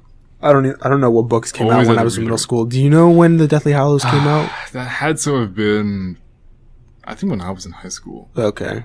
That sounds about right. Let me look it up just in case, because Okay. I know for a fact one of us is going to find out. We're going to be like, why didn't we just look this up in the first place? Well, that's what the correction segment is for, but whatever. It's all good. We're talking about the book or the movie? The book. Okay. What else did I do in middle school? I was in band. 2007, so no, this came out when I was... That would have been when I was in... Well, what month? July. Oh, so that would have been between middle school and high school for me. Okay. So I was still in middle school then. Yeah. So I was in band. I played trumpet. I was not very good, but it was a thing. Yeah, I don't know if I'm just too tired to think or what, but I'm blanking on other middle school things. So I can talk about it next week. Yeah, and we probably won't get to high school for another 2 months. Probably not. But yeah, it's always fun to Reminisce. walk down memory lane. Looking back and be like, wow, what happened? Yeah. Where did I go wrong? I was a cute kid. I don't know what happened. Oh, don't be like that, Brandon. You're adorable. Thanks. Anyway, so I'll give you $5 if you say that in during your wedding at the reception. Okay. Like right before I roast you. I want you to say that. All right. Just remind me beforehand, and I will. Okay, so we didn't get any emails, unfortunately. But if you do want to email us in the future, which I highly encourage you to do. Because I'm back now. Or did you guys just email us because I was gone? Is that how it was? I feel like that's how it was. If you want to email us in the future, you can send us comments, questions, concerns, topic suggestions, top 5 suggestions, top 5 answers. Mm-hmm. You can tell us that you missed Brandon. You can tell us you want me to kick Brandon off the show. Just tell me whatever. You're free to do that on your own volition, but don't come to me to find spaces to record, okay? Anyway, that email address is abcpodcast92@gmail.com. So now we're going to transition into our Kevin segment, Fanfic Fights. That's right. And so, wait, before we do, can you tell me what the past ones were? Sure. So for the one with Michael, it was Princess Azula from the Avatar: The Last Airbender versus Tanya from Mortal Kombat. Okay. I'm guessing you were in Mortal Kombat? Yes. Okay. And last week it was Sentinel from X-Men versus Gypsy Danger from Pacific Rim versus the Megazord from Mighty Morphin Power Rangers. I thought there were 4 of you guys. Oh, wait, did Robin just cut out in the middle of it? Okay, that makes sense. Yeah. So anyway, our fanfic fights for this week is Banshee from X-Men versus Black Canary from Justice League, I guess. Okay. So we're not doing Arrow, we're doing Justice League. You can do whatever you want to, it doesn't matter to me. Because if we're doing that, just for either you or I that gets it, we do not do the Arrow Black Canary. Sounds good to me. Because one of us is going to get nerfed. Alright, so rock, paper, scissors? Yeah, just give me 1 second. Alright. Okay, ready? Rock, paper, scissors, shoot. Rock, paper, scissors, shoot. Wow, that was fast. Oh, so I'm going to go with Black Canary. Alright. So, Black Canary. Nothing to do with the Arrow universe. As you can tell, sometimes I'm a little bit salty about Arrow. So, Black Canary is a character from DC Comics. She is the love interest. Most of the time, she's the wife, right? Of Green Arrow. Sure. She's romantically involved with Green Arrow. Yes. She is a combat specialist who is extensively trained in the art of combat, so she can. Wait, that's redundant. Why did I just say that? She's a very good hand-to-hand combatant, up to the par of Green Arrow, who's considered one of the top ones in the Justice League, almost on par with Batman. So that should tell you just how good of a fighter she is. So she is a master combatant. She's also a master strategist. She's really, really looked to make strategies for a team plan, or if they need to go fight bad guys, she'll usually come up with a plan. She's usually a senior member of the Justice League. Even though she wasn't part of the original league, she has enough respect in the league to be considered one of the top members. So she's always doing senior level stuff. On top of that, she also has her Wait, what's the name? Is there a name for her screech? Sonic Scream. Sonic Scream? Okay, I heard Canary Screech one time. Either way, she has a Canary Cry. I think they call it that too. Yeah, so either Sonic Screech or Sonic Scream or Canary Cry. She has the ability to create essentially a sonic wave with her voice, and it can blow people away. It can create deafening blows. It's extremely, extremely powerful. She doesn't need to rely on it because she's so skilled of a fighter, but when she does, it has very devastating results. Enough to the part where I'm trying to think of an example. Like, I remember on one occasion she blew back. She didn't tear the entire block apart, but she blew the block away. And yeah, she's just an incredible character and an incredible badass of the DC comics. And I do think she would win because of the hand-to-hand combat thing over Banshee. So Banshee, his real name is, I know his last name is Cassidy. I want to say his first name is Sean. Yeah. And so, oh, he's Irish. I didn't know that. Yeah. Oh, he has the Sonic Scream. Okay. Yeah. So Black Canary is the one with the Canary Cry. Yeah. So Banshee, Sonic Scream, Banshee Wail, whatever you want to call it. So that's his power as well. He's been trained by people who are well versed in hand-to-hand combat, like Wolverine and Beast, so he can definitely hold his own in a fist fight.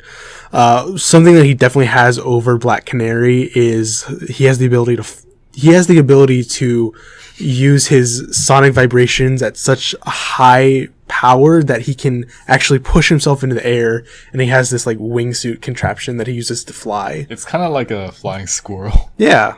And so he has a huge mobility advantage over Black Canary. And I would argue that his power, because he can use his power to fly, that the force is so powerful that it can push him into the air, that his scream is way powerful. So if their two sound waves were to collide with each other, that his would overpower hers. So he definitely has an advantage there as well.